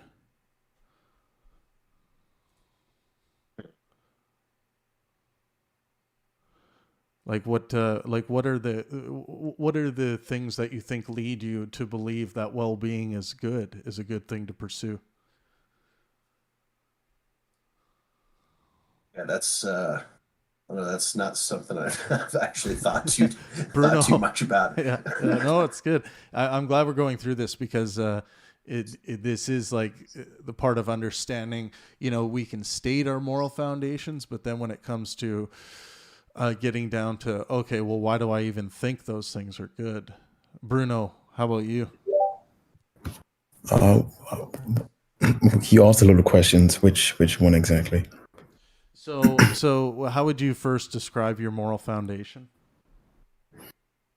I haven't. Excuse me. I haven't actually thought of that quite deeply, to be honest. So, well, let's look at it for a second.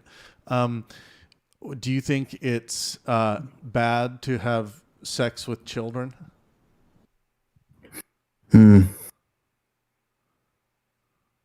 Yeah, I would say so. Yeah. Okay. So, and why do you think that's bad?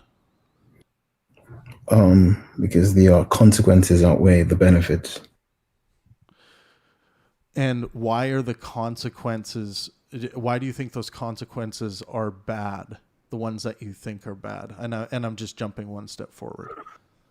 So why do I think the consequences are bad? Yeah, like why do you think negative consequences for children should even be taken into consideration? Why do you think that's a bad thing? If there's negative consequences for someone else, who gives a rat's ass? Why do you think it's a bad thing? Right. I would say because the individual inhabits a society that you inhabit, so the consequences in this case, molestation, could possibly lead to immense hatred, which could then lead to a psychopath in the cases of men, also women, but mostly guys, which can then lead to right. Because I know, unfavorable. and just for the room, I know everyone will have this knee-jerk reaction to want to say like, "Well, of course it's right." All this outrage will boil up in you, and then when you're actually asked to give your reasonable justification for good and bad and what metric you're using to determine it, it can be tough. I just want to welcome Bunny into the room. What up, Bunny? I was already there. I changed my name. Oh, you changed. Tuscanesian is a bit too hard for English people, so I changed to the Bunny, which means Tuscanesian. I like no your confusion choice, there, man. please. I was already there. I'm sorry. Let's go to. By the way, I think it's justified, this knee-jerk reaction to when people pose as this thing could possibly be somehow moral or justified in a different scenario. Is because if you want to take the realistic route, it opens possibilities to many horrific things that we seems or deem very obscene and immoral in various high degrees. So it's like if we open that door, like we're gonna open the door for many things that will muddy the waters, way more things that we can actually solve or even comprehend yet. Let's go to Jack. How would you describe your moral foundation? If Jack's still with us. Oh, maybe he's not. Chris, who's Jack? Jack Alexander? Killian. Chris, what do you think of when we went around the room there? What were you getting out of that? It actually made me think of something, and kind of consider some more detail of like my own morality.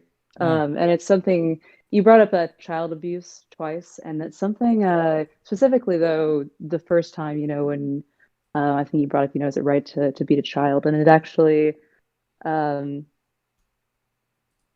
brought me kind of to the conclusion about how much my own like flawed, I guess, sense of how my morality is kind of tied to the idea that my morality is imperfect and flawed, and that I'm going through life the best direction that I can.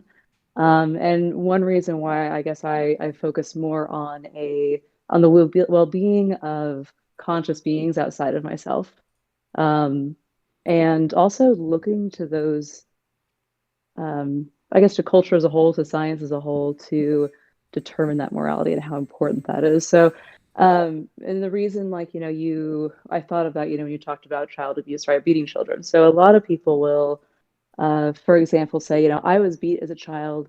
It made me the person that I am today. Or, the hardships that they went through, it made them stronger. It made them think more clearly, or whatever it might be. They may be successful business owners. They may, by all sense of like, their personal selves, be a better person.